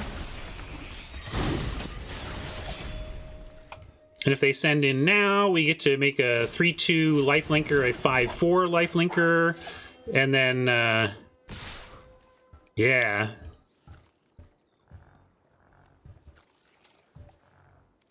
But they get this attack. Samurai's annoying. It means that anything we do to try and get rid of one of these just gets rid of this instead. But still going to try and make it all happen. 5 mana, 6 would give us... I guess we don't... 6 gives us life plus this ninjutsu, so we're going to play the land, play the life, pump the lifelinker, right? There's nothing to kill over there. Pump the lifelinker. They don't have reach either, so we are going to get the ninjutsu here.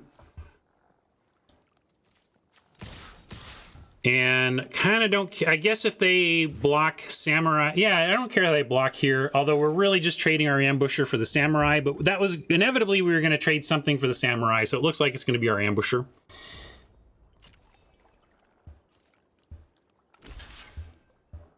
I could suit up. That works, right? Because it adds the +2/+2 and the 4/5, so we'd get a 6/7. That keeps the Ambusher alive, but I'm not sure that actually matters. So I am going to stick with my plan and just go with Shadow Walker. Let this trade for this, and then hold the suit up for next turn.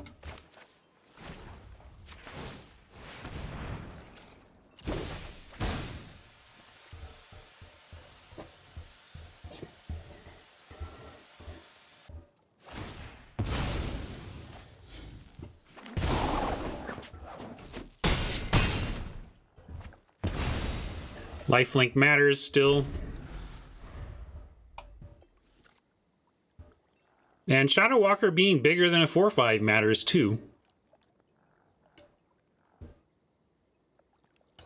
having a tap available with the disruptor matters.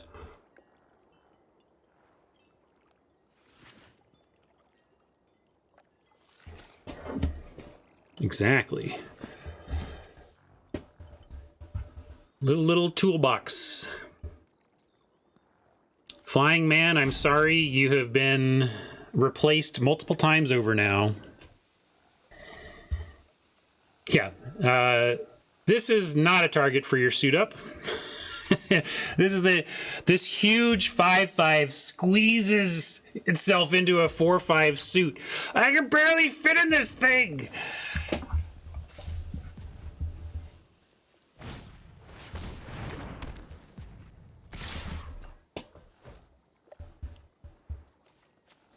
Yeah, 4, 5, 6, 7, 8, 9. That's big damage. Looks like we're gonna take it and then actually probably send in the hacker, depending on what we draw. Especially draw a land, send in the hacker and rummage it. But let's probably needing to leave the walker back now and play some D. And hope the suit up plus 5, disruptor plus suit up plus walker as 5/5 provides some good defense here. Although, let's see, 4, 5, 6. We can actually do it all. Hey, that's interesting too. So,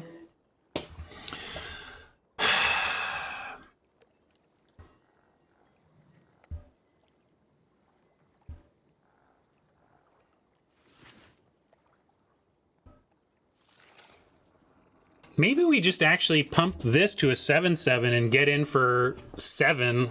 Or do we get in for anything? Maybe we just gain life. I don't know. This is a tough one, but I think I do want to send the hacker, right? So I'm going to send the hacker, and I'm going to, except why? Because I'm going to tap down the 4/5, right? And then, this is all, oh, ninjas. You're so complicated. But I think I'm going to go with my sense, which is this. And this.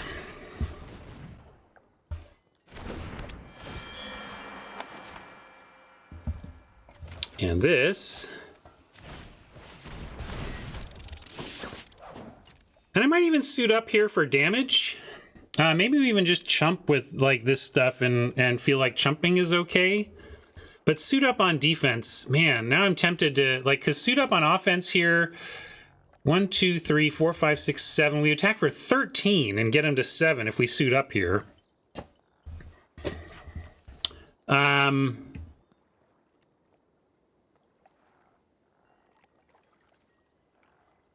We can also just play the Infiltrator and, like, chump with that. Infiltrator and Disruptor double could... Yeah, this is interesting.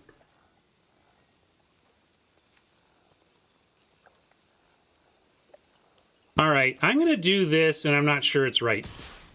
But this is where I'm at. I'm going to do this.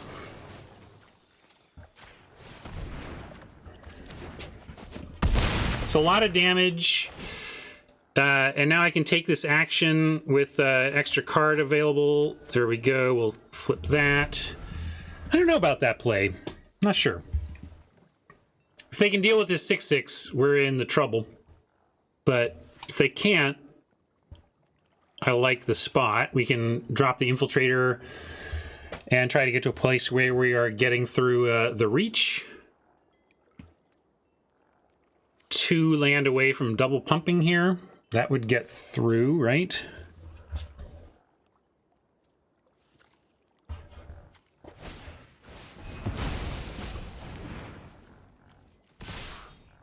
Huh.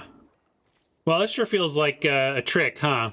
We can't really beat a trick, so we're going to pretend like they don't have it, but I don't like this. I'm going to try to take out the biggest thing. But I think we're dead. Or, like, if I block to not die to a trick, then we die to not having enough stuff around. That being said, it just so feels like a combat trick that it maybe feels foolish not to give up the master here. I feel pretty strongly that they're trying to kill us I just said we can't beat a trick, so we shouldn't play around it, but we might be able to beat a trick if we don't just let them kill us straight up right here. So I'm going to do this under the assumption that that's what's going on.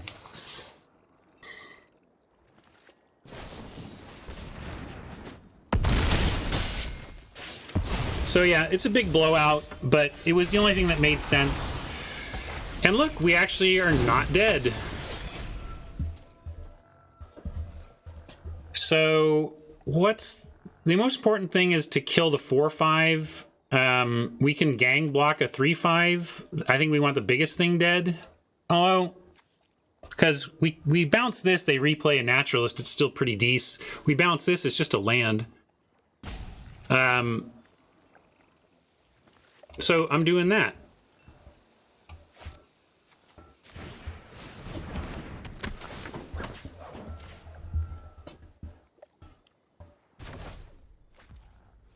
And Ink Rise, Apprentice if we want to block and throw a counter on something, but I don't think we're gonna. I think we just Ink Rise here and get this available.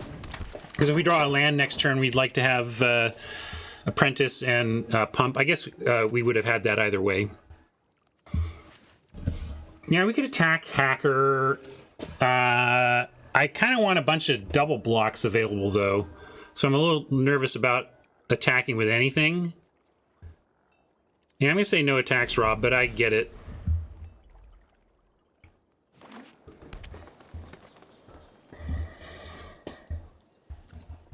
Because I want to not block with the Infiltrator. And now we're kind of priced into piling on to that Naturalist. We're putting all 3 of our 2 powers on that.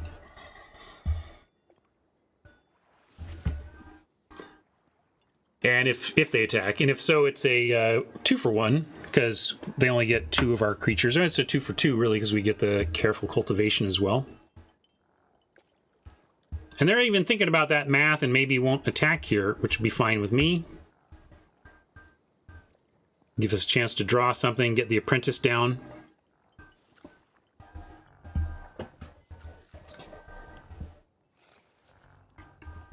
Well, what card are you going to have to rummage away? What were you keeping in hand for the digging? Well, this could be another spot where we're dead to Pump, but I'm doing what I said. We're going to do this triple block, and if they have Pump to kill us with +3 to the memory, so be it.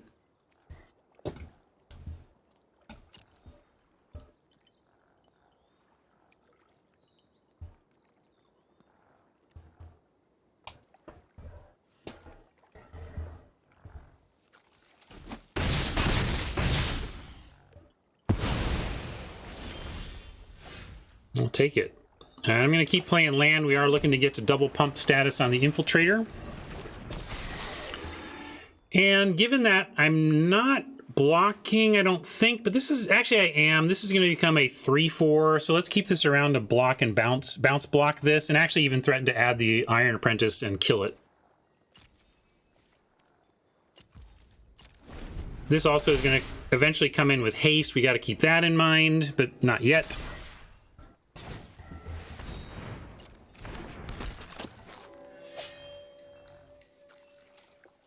Well, a land and we have a double Pump, no land and we have some sort of action, so no matter what, our draw is going to be useful, he says, challenging the Magic Gods to find the least useful card in the deck. Alright, it was that kind of useful. We'll play it and hold.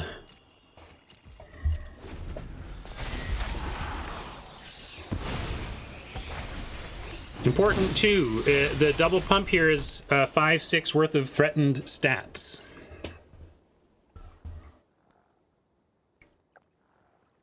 And if they swing away, that's another tough spot, really. Let's see what they do. If they swing away, we might go for Infiltrator, Eating Toshiro, chump 5/5 with Apprentice, and take the 2.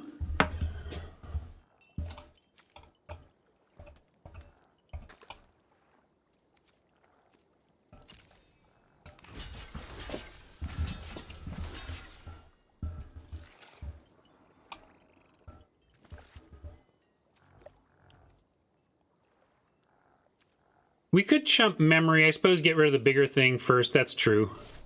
Why chump that way? Good call.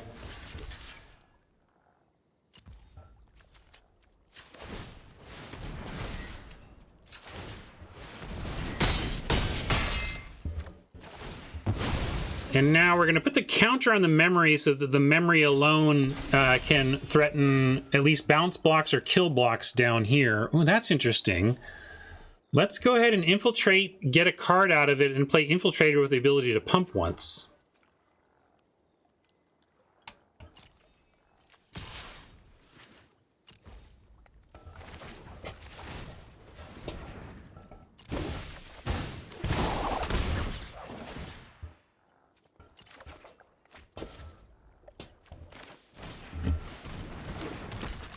So this could have been a Koi. That was the final decision. Koi would be better here in terms of having the option of playing out a 3/3 flyer. But it's not even that great because we do want to infiltrate pump. So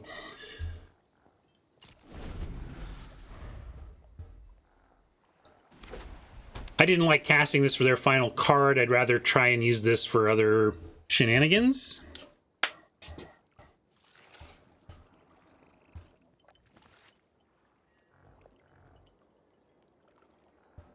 No attacks past turn. That's what I want to see from the old brown bear here.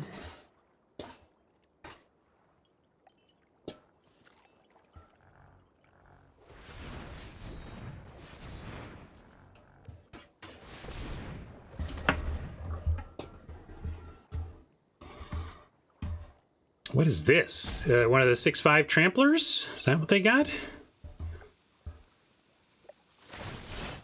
Ah. Okay. Fair enough. They figured it out. Good job, Oppo.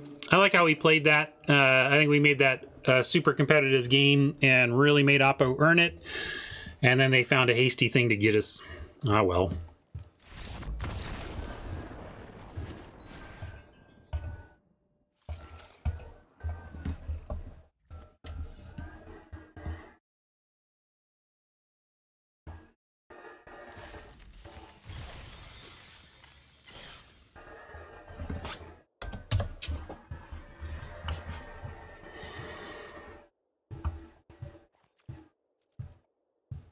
All right, can we get to real profit at 5 or just the virtual profit of the old 4 win? Let's find out. Not a full count. All right, good. Disruptor into ambusher if we find a swamp. If not, we do have Searchlight on 3. I'm going to keep this because we have Infiltrator and Disruptor to get to a nice Walker ninjutsuing on 4, and we have good shots at getting a swamp by then, and we do have this backup plan for any land, so I'm going to keep.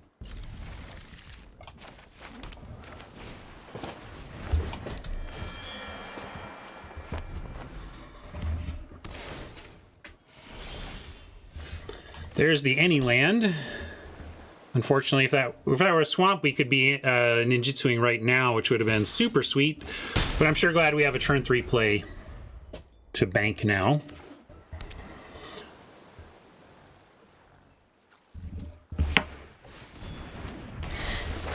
Well, another chance at a swamp and an ambusher ninjutsu. Then we could just replay the disruptor. Hey, there it is. Yeah, let's do that.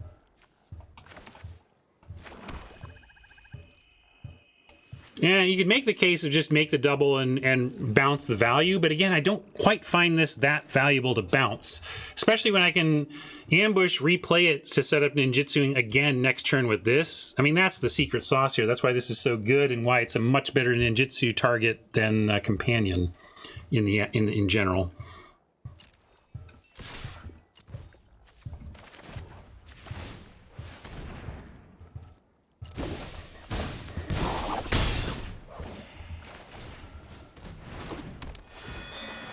I will tap your enchantment, damn it.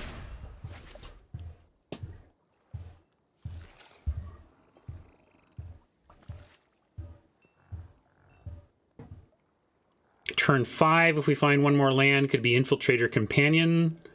Or just disrupt our companion if we don't.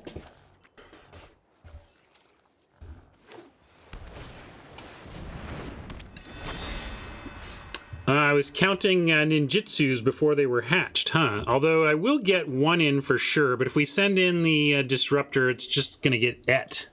So I like sending in the ambusher. It's also going to get blocked, but we get some life out of it. And then we'll drop the companion and reassess next turn. I could send both knowing... Oh, you're going to go for that. Well, that's interesting. Yeah, let's just get the big boy on board here. Double the damage.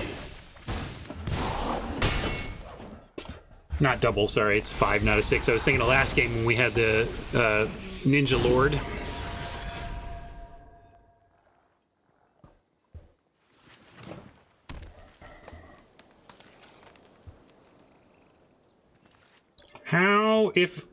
How are they going to deal with the walker? This is one of those spots where they deal with the walker. This game is right back to square, and we're just trying to figure things out. They can't deal with the walker, and we just kind of win.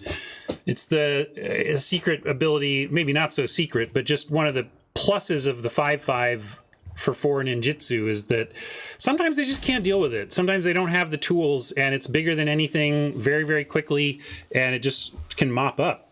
That's another thing that happens with this deck that makes me like it so much. Interesting play of the Eater, but not an equip of the Eater. So not only do we assume they have something, we assume they specifically have something for 3 mana, which immediately makes me think Crab. Yeah, counter Crab. Tanuki is another possibility.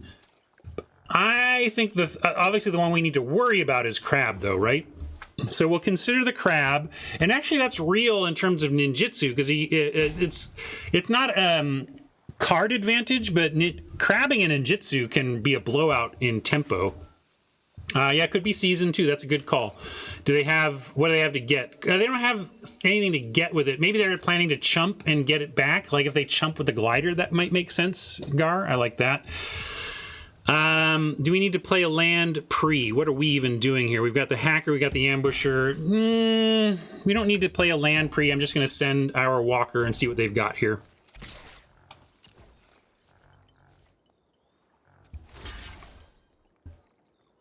Yeah, that's interesting. So I think we just put the puzzle maker first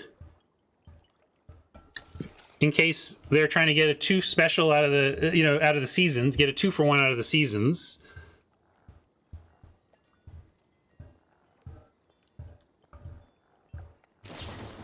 Suit up. Well, who plays that card?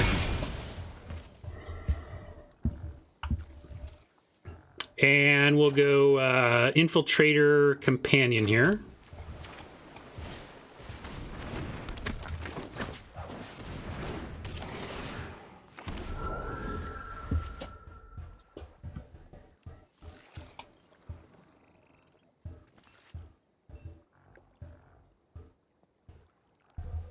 If there were only some tool we had to check and see what all the possibilities were, though, maybe if I had some kind of tool like that, I would have thought of Suit Up. But what are you going to do?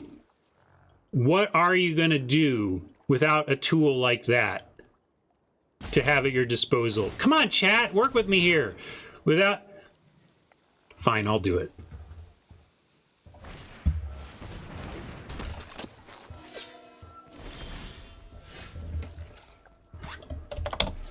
Hey, look, it's a tool for that.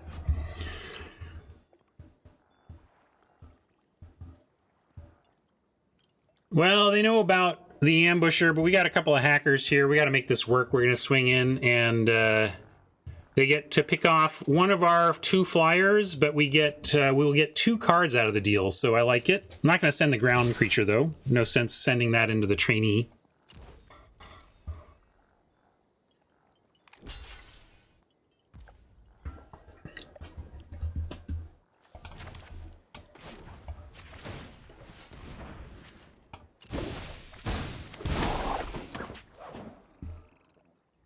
And I just want cards right now. over life, so I'm not going to worry about the ambusher. And also we can companion at the end of this.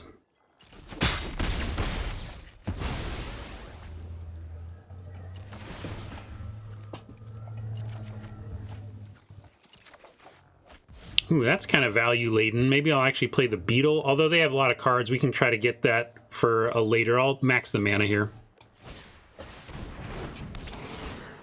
I do, Skeeve. I try to explain that to my children. Imagine you're 15 years old. An interesting question occurs to you. How does that work? When did that happen? Who was the first person to ever... What was the name of that song? And then imagine just living with that. You just live with it. You just sit there living with it. Go to the library or sit there and live with your uncertainty.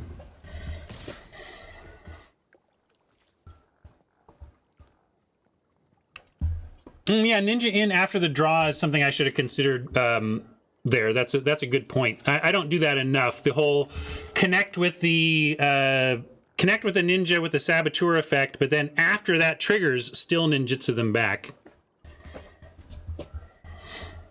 We're just going to say no blocks here. I think this is ninja. This is screaming ninja, but do we want to give up a 1/1 to prevent any ninjutsu? What are we worried about? Maybe it is worth it, really. It screams ninja to me, but maybe they just are like, I've got a good attack. Got to attack sometime. It's just that it's like it leaves attacks back. I'm going to do it out of an abundance of fear.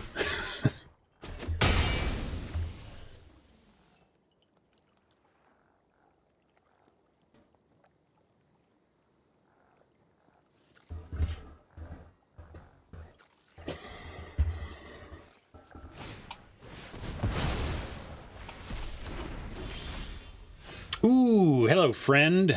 Oh, except no second black, so not great at the moment. But I like sending in both hackers, and then return to action will show you what kind of action it's got.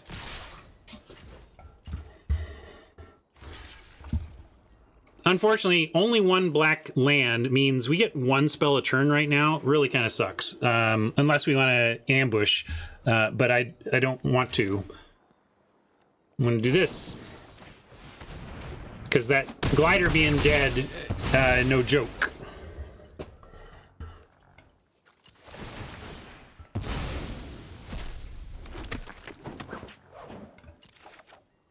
Well, I mean, it's a land we could play, but it's just not a land we need.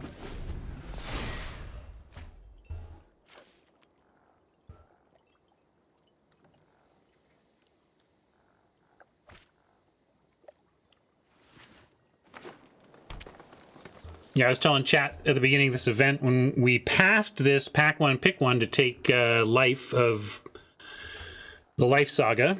And I was mentioning that I actually finally got the Eater doing its thing. I had, there's the ninjutsu that was incoming, by the way, if we hadn't chumped. But anyway, I got lifelink and flying on the Eater of Virtue. It was great. That was a good piece of equipment. And this is a good draw.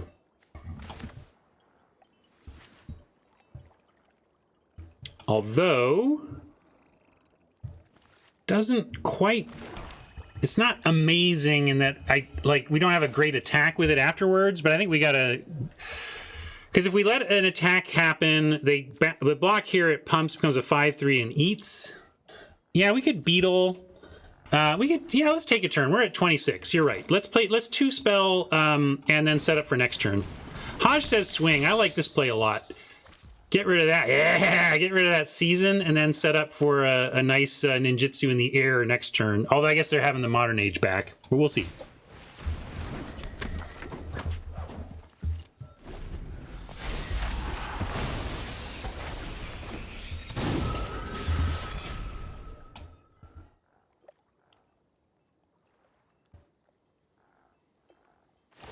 We're just going to keep... I love it now because also we get to Twisted Embrace the Flyer instead of the ground creatures that are not nearly as important to us.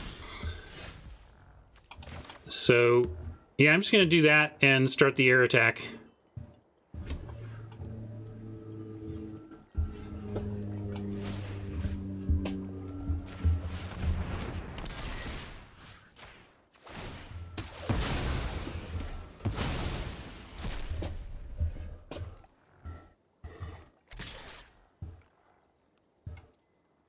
It's both.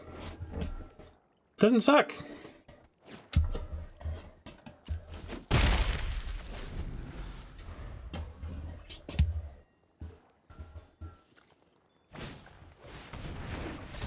All right, Oppo's done.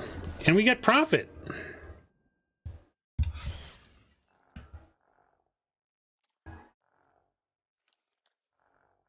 I'm manual in all these memes now, though. Let's see. It's down here, I believe.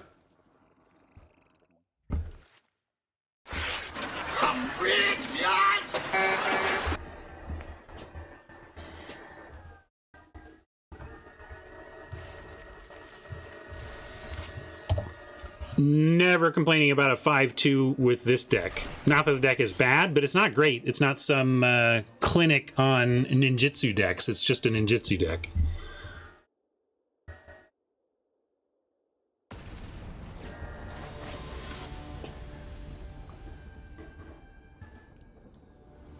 Michael J. Fox. I bet he has a lot of misclicks.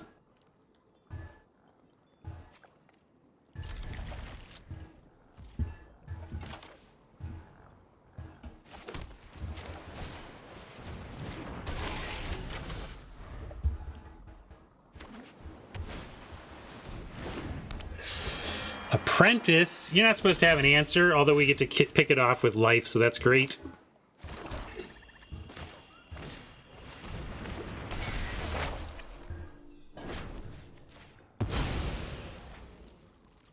I went there. I think Michael J. Fox would laugh at that, wouldn't he? Michael J. Fox, if you wouldn't laugh at that, I'm sorry, but I really think he would laugh at that. He seems like a guy who can who is comfortable with his own situation.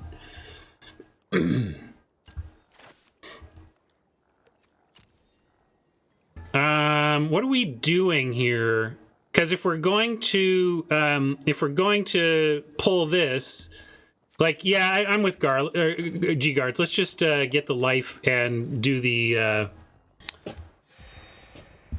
thing instead.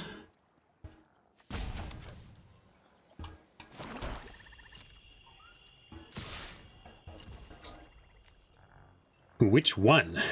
They're both the same ninjutsu. This is just a bigger though. It stays that way, I guess. Yeah, this one, and then next turn if we get this one, we get this as well. So yeah, this is fine.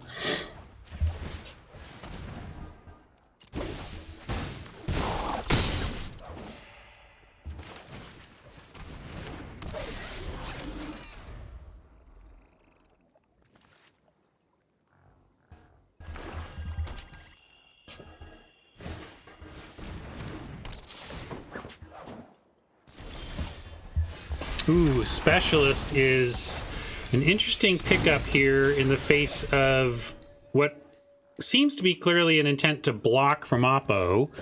So let's, yeah, you want to bounce the 2-3. Ooh, that's saucy. Then are you right? You want to give up this whole turn to set that up for next turn? Kind of like just trying to ninjutsu the memory, but yeah, we can at least swing the Apprentice, right? Because we don't care if they block with that. Great call. Let's do that. And then, yeah, let's go ahead now and do this on our Toshiro. I like it. Good call, everybody. Team Awesome Chat.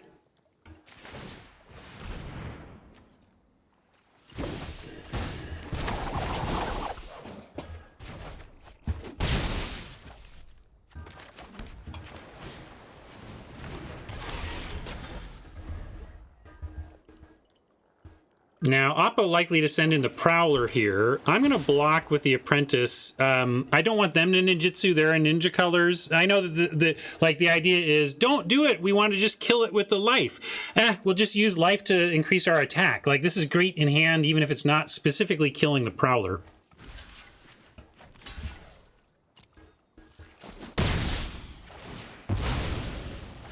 And make our life linker better? Yes, because if I'm going to bounce any of these for ninjutsu shenanigans, I want to bring this back to hand. So let's, and also, of course, lifelink gets more benefit from more power.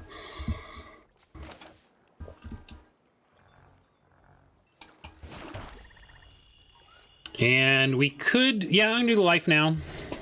We got this suit up that needs to be considered, and all this open mana makes me nervous, but gonna make him have it.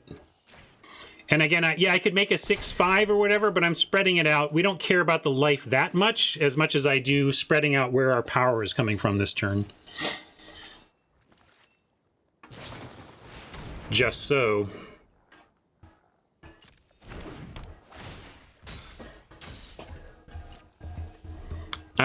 We could go ahead and ninjutsu this back so that we can bounce this.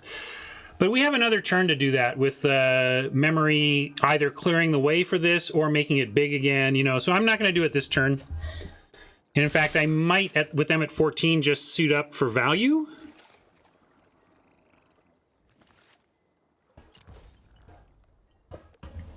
So that's what I'm thinking about. That's true. I could do it after damage as well. So let me go full control. I was just mentioning how I'm not doing that enough. So let's do that and think about it. And that, yeah, okay, let's do it that way. Because it does set up next turn, giving us Specialist either to remove their blockers or to reset our Ambusher, both of which are great. Yeah, I got to do this more. This is like, I thought I was having success with the ninjutsu decks already, but I have not been doing post-combat damage ninjutsuing nearly enough. Clearly, this is a an important line to be able to take with the deck. Even though, you know, it's a little weird because it's like, oh, we're not getting the ETB value out of this one, but that's not what we wanted. We just wanted the damage.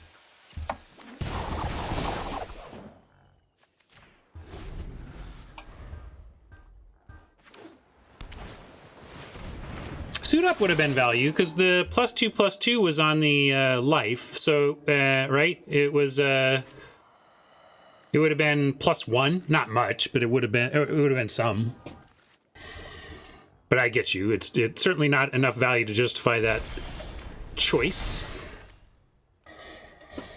3/2. If we pump, we don't get enough anyway. So let's go ahead. Well, I mean, we're going to pump, but then we're just like, we got to decide what we're bouncing, really. I actually kind of like, I mean, we bounce their steward and they can go get another thing, but they're awfully close to dead at that point. And if we -1, what does that do? Do this. I mean, it's got to be this. You like bounce it, huh? But I mean, we just do it with this and then get in 5.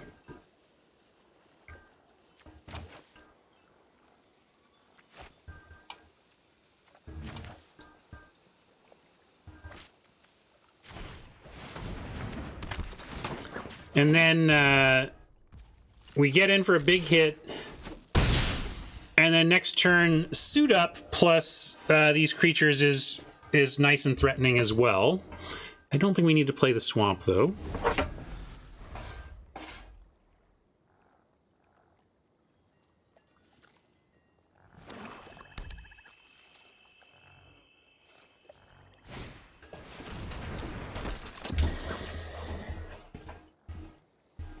Well, that's what they needed, 2 spells.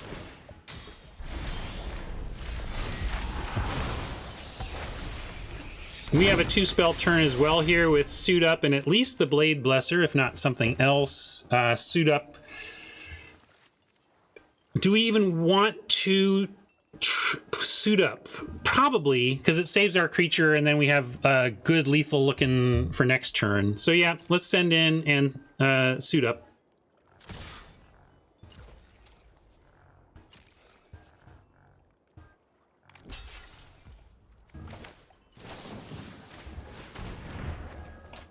Hey, nice card for winning next turn. Great. This was our last swap. A couple times we've had it, and I kind of wished it was the 3/3 flyer it had been before. But if we don't get that discarded, this is going to win us the game. Oh, you'd play it now? I don't think we need to play it now. Let them do their worst. We get their last card and everything here gets menace. Like, that's just going to be... oh, ninjas and rogues. I guess the Trishiro doesn't, but it should still be good. The menace is just great for all those... for the two creatures we do have. I can't... They would need, like...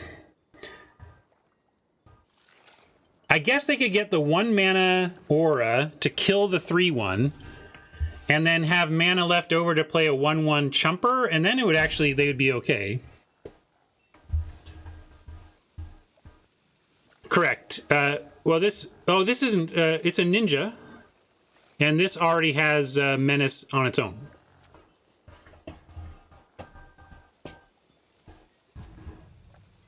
It doesn't get it, but it already has it. So I guess if they kill the memory, then this would lose menace.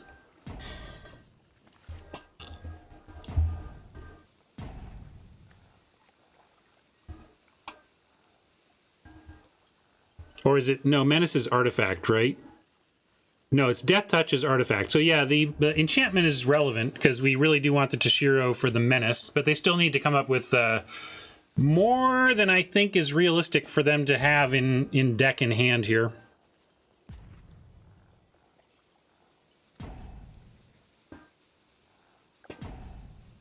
I don't know if they're table flipping or really exploring their options, but it feels like this is a concession.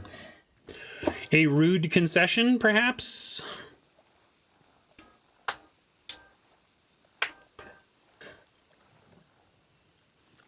I don't think Michael is clicking at all, D. I don't think they're clicking at all.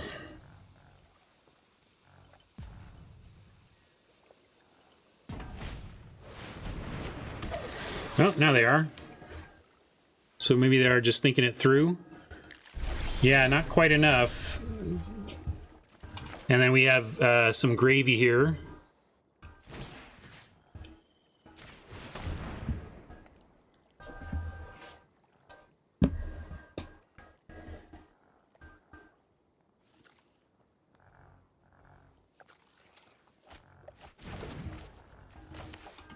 And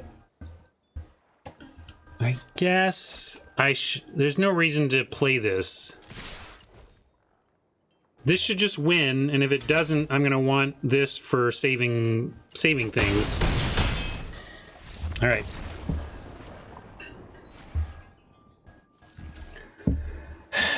I mean, it's not like I think you should force ninjas, but just look how it plays. And this, I'm not in gold anymore. Like, this is platinum players at least. Like, ninja just feels like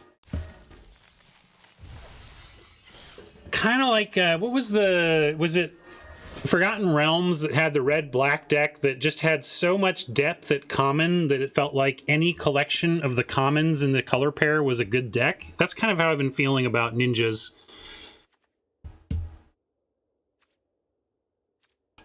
Like, it doesn't seem like some great deck to me, but it's playing great. I didn't even get nearly the punishment for blocking. I mean, that's what I felt like the deck was really missing. It's got some tools, but it does not have a lot of punish players for blocking in it. More suit-ups, more return to actions. Just like, if I got 4 or 5 of those, then I feel just great, because it feels like when Ninja has a combat phase where it's like, damned if they do, damned if they don't, you feel invincible, and that's what those blocking punishers do.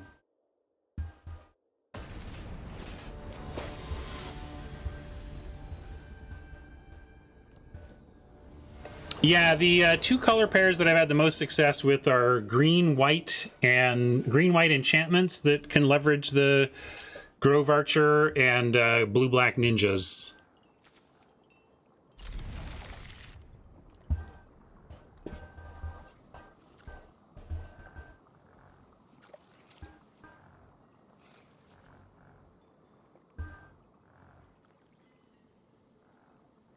You like a hacker hoping to silver fur it? I think so, because like you hacker or you silver fur hoping to hacker it, or other way around. Playing hacker first gives you a loot away a swamp. We have more swamps than we probably want. And but silver fur threatening hacking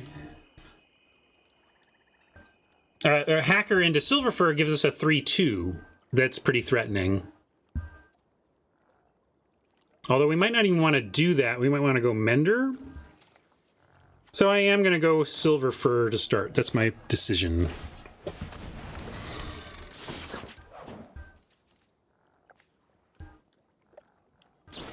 Picked off. That's another consideration when thinking about that. A single mountain from an opponent in a winner's bracket type situation is likely going to have that cheap removal.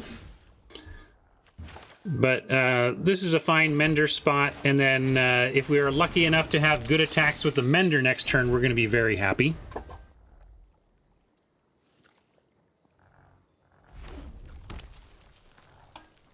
I don't think you need. I don't think that's true, Skeeve. I had many excellent red-black decks in that format with no uncommons of note. All you needed was random common creatures and then any number of steel and sack synergies. And looks like we got what we wanted, except for the part where our circuit mender is not able to attack. So this one does not look great for the home team. I'm already feeling the 6-3 coming on, but I think we just have to play both here. I don't know how we win this game, like sandbagging anything from this hand. We just gotta hope we draw some action.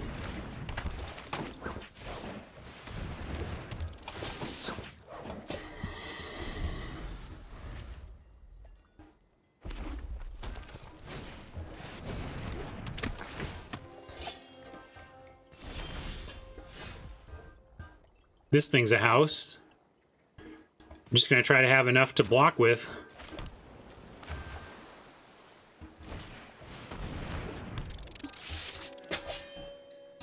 I mean, this is... I don't know what to do. Like, we can't even double block with 2-3 powers and take this thing out. I really just think we're dying here, gang, but we'll make him do it. Sometimes you're playing a game that it's like, my hope is almost gone. I just don't even, like... I guess we can top deck out of this if this doesn't wreck us too badly here. Rare 3-color samurai, bring it. Oh, that's pretty good though. That's very good. Love it, Oppo. I wonder what the black is for.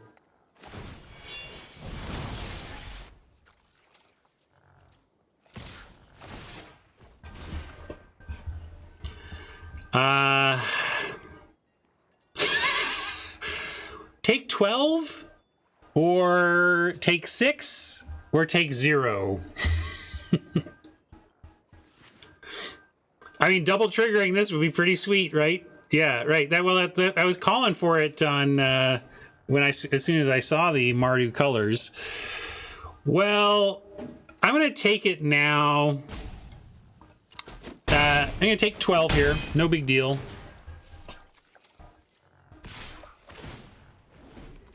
Because we have outs to just like draw removal to pick it off. I don't want to give up a creature yet. 28, kind of, yeah, exactly. Twisted Embrace or bust, so who cares about 20 versus 8, right? Unfortunately, it looks like bust, which is what I predicted. But this actually, here we go. I was hoping for Twisted Embrace, but Infiltrator can pump to a 3-4, which can block and trade with Storm's Edge. So I'm glad to have 8 life and 3 creatures rather than 12 or 20 and fewer creatures.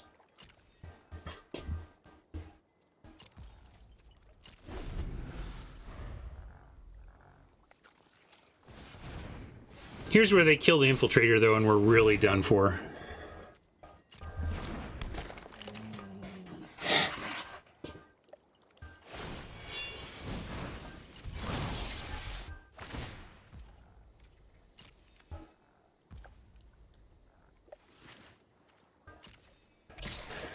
So they're doing it. What does this...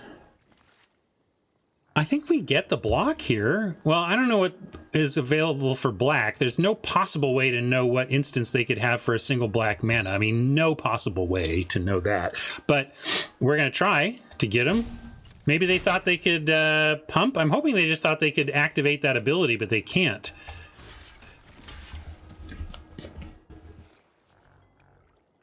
Should I pile on others? No. Yeah, March is available, but we'll make them have that rare. Already dead, good call.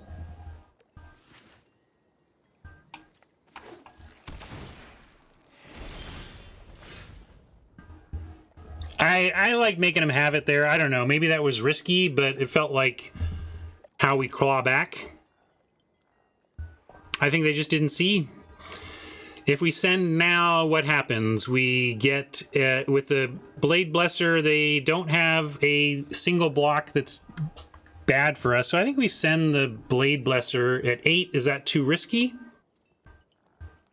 Yeah, they just didn't see the pump or do the, or decided that was an okay trade, given that they could throw these around. But, I mean, this is a hell of a card right here.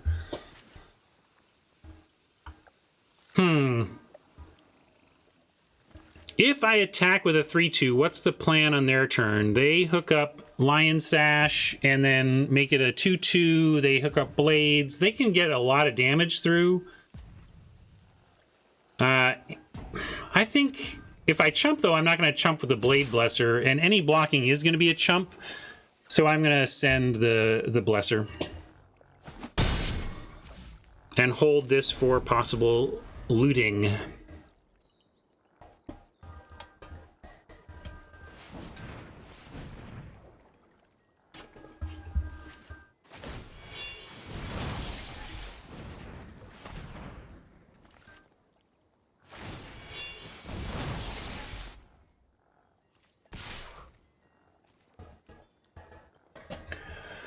Now it would be lethal if we didn't block. But I'm going to block with a Prowler so that we can rummage for answers. I say rummage because I have an island I want to pitch, even though it would be looting.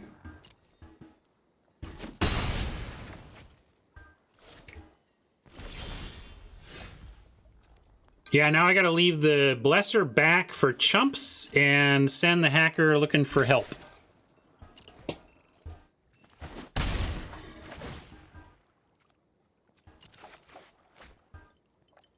Suit Up is a nice find if the Blesser can live.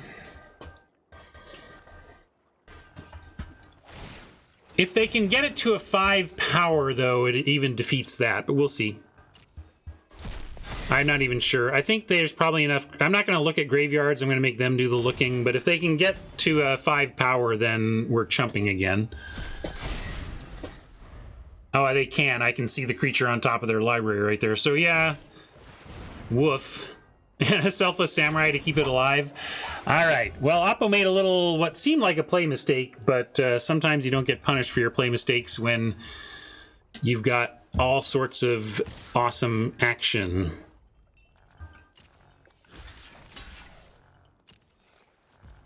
I mean, I'm going to cash this in to draw a card anyway. So I'm going to go ahead and do this. There's a world in which they don't see that they can win. I mean, they're gonna, but the point is, since I'm going to do this anyway, I might as well make him do the thing. I guess I do it here, and then, you know, hey, that's what I was hoping. That's part of one of our out suites is right there.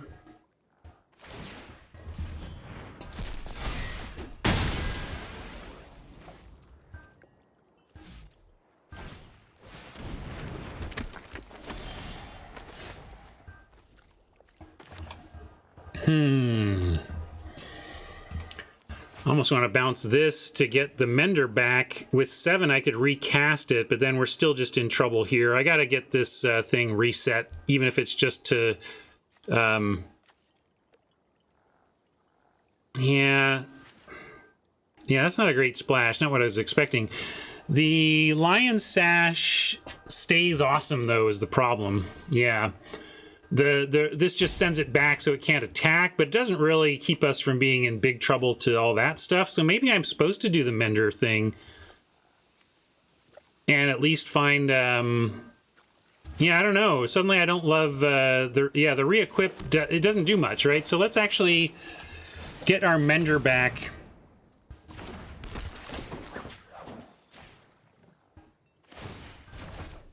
And we get some value here.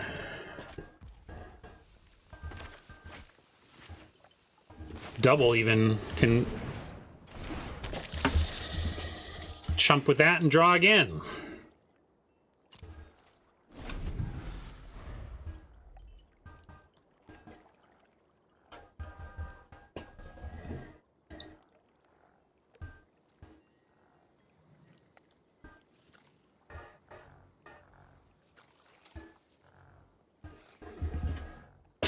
Well, we're way more in it than I thought we would be right now. So again, much like last time, not feeling optimistic about our chance at an ultimate win, but I am feeling great about how we are making them earn it and giving ourselves best chance. Let's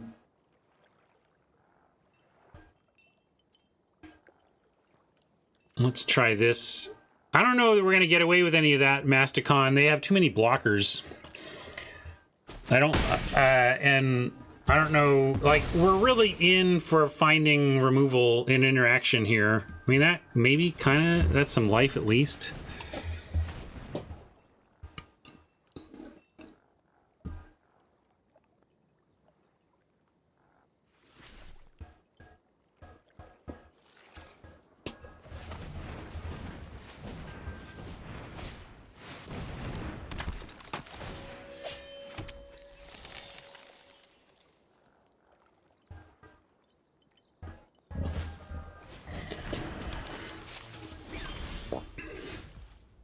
Okay, what can we do with this? We gotta kill Rabbit Battery, or do we? I don't know. We could go 6 drop, 1 drop, and just have a lot of blockers on the ground.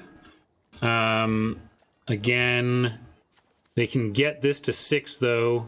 Heck, they can get it to 7. Ugh, we're just done. There's no way we can win this. Oppo's got too much going on.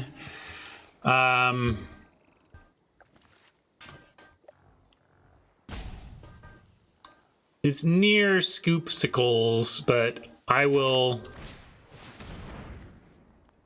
play out some stuff.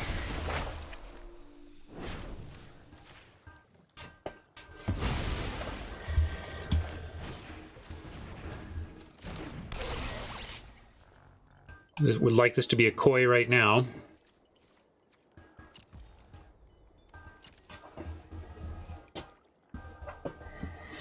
Yeah, it doesn't look like it's going to happen, though.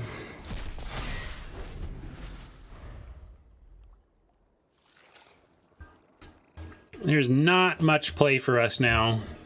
Our deck really isn't set up to win from this position. It's more set up to get on the front foot and stay there.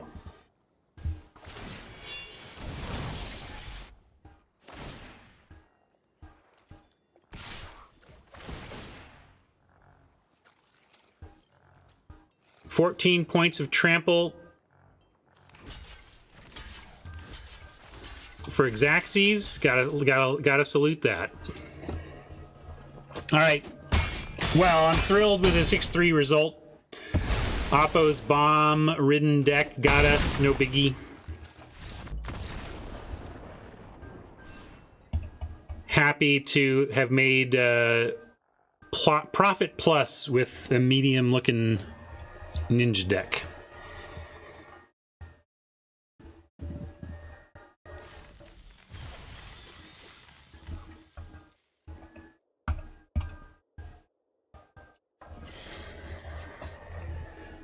Good game. Never really in it though. Just never fully in it, but we were in it to get in it. You know what I mean? We had outs to get in it. We just missed those outs. So be it. Powerful deck to lose to. I want store, I want packs.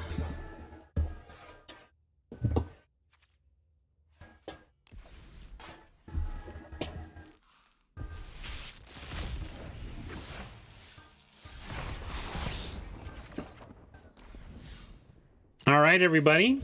Thanks for hanging out. Had a good time. Hope you did too.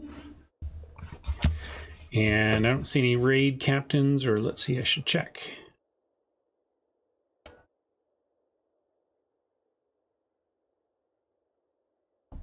Ah, there is a raid captains. You got it. I don't know who that is, but I trust you.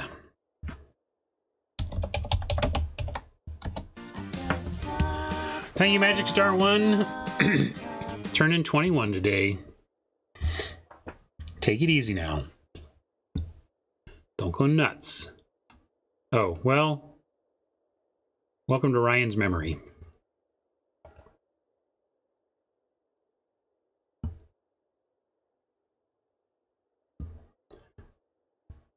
Thanks, everybody. Good Monday. Welcome to the week. See you Wednesday and then Friday, okay? Bye, gang.